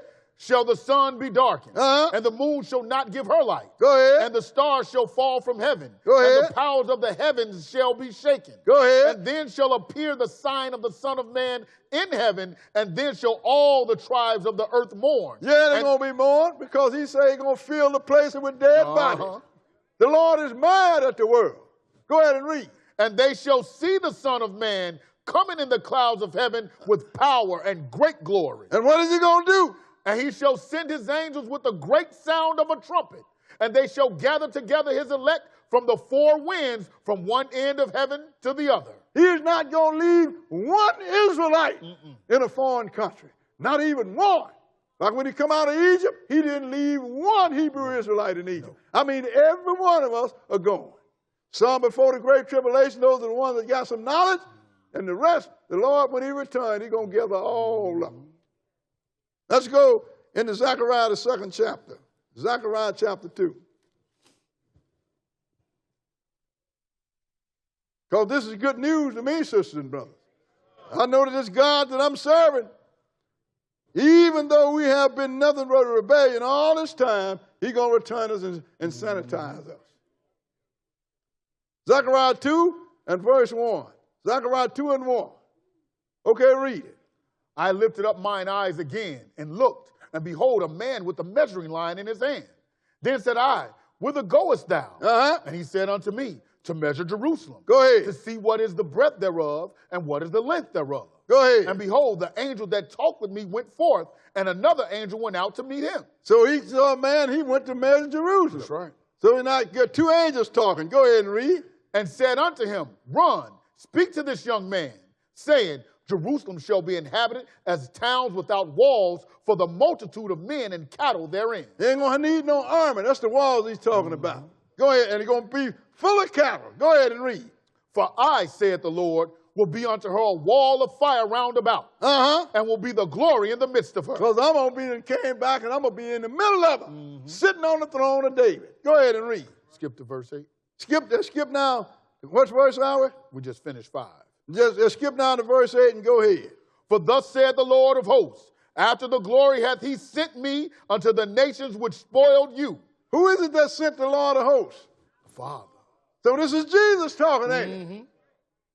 So thus said the Lord of hosts, after the glory have he sent me to what? Go ahead and read. Unto the nations which spoiled you. Unto the nations which spoiled you, Israel. Go ahead and read. For he that toucheth you toucheth the apple of his eye. You didn't know that you was the Father's apple? The apple of the Father's eye? That's you, sisters and brothers. Think about this high station that God still holds you in.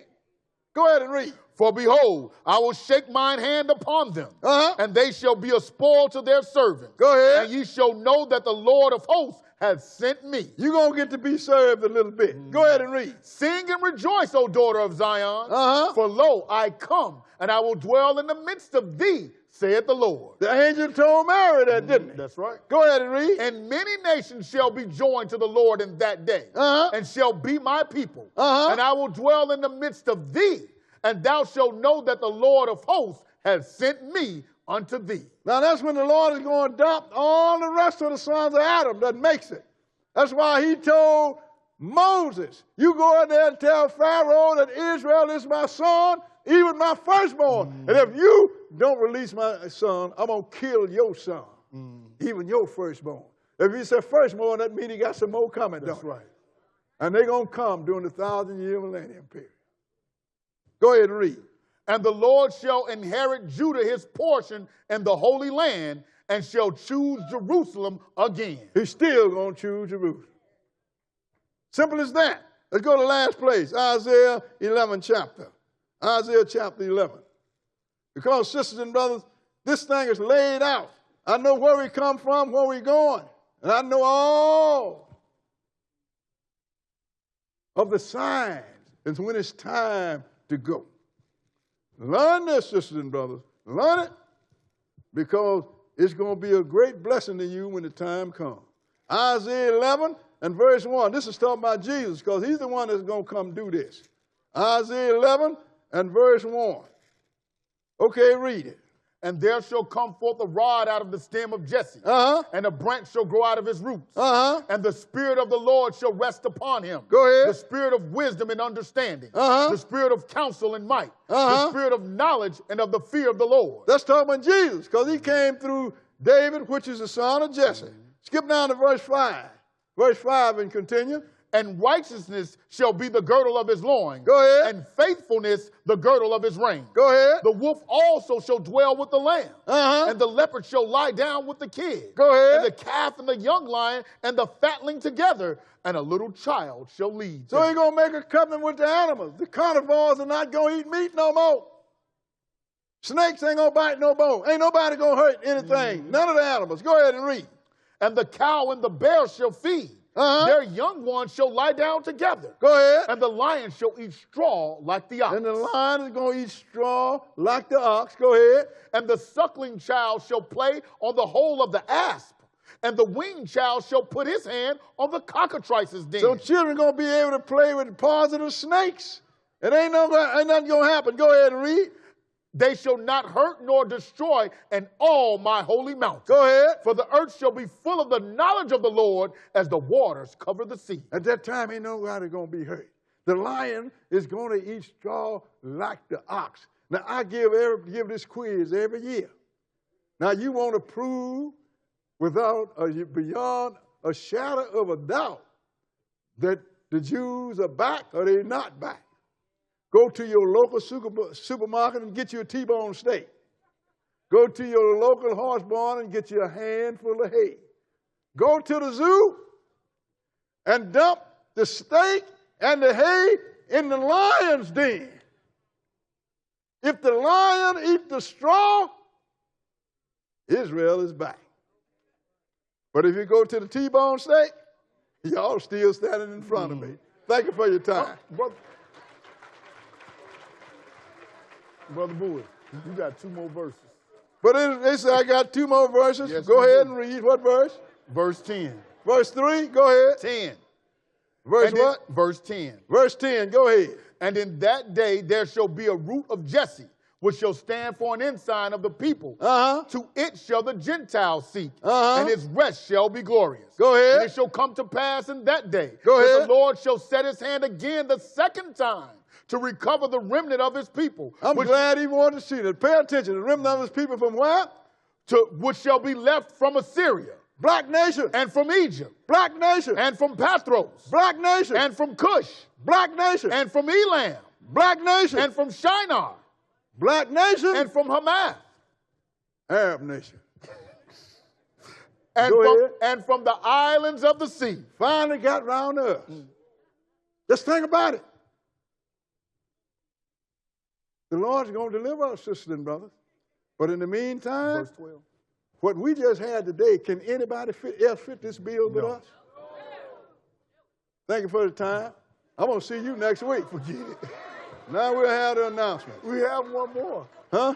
We got one more verse. You said I got one more verse? Read that one more verse. Go ahead. And he shall set up an ensign for the nations. And he shall what? Set up an ensign for the nations. Go ahead. And shall assemble the outcasts of Israel and gather together the dispersed of Judah from the four corners of the earth. That means that everybody's coming back. Yeah, people going to be in the house. You go. Some Gentile or some Hamite going to come in and say, you Israel? No, ain't no Jew. They're going to get you anyway. And they're going to take you to Jerusalem. You know why? Because they're looking for a blessing. Think about it, sisters and brothers. The slavery is for real. We live it. Now we have the announcements.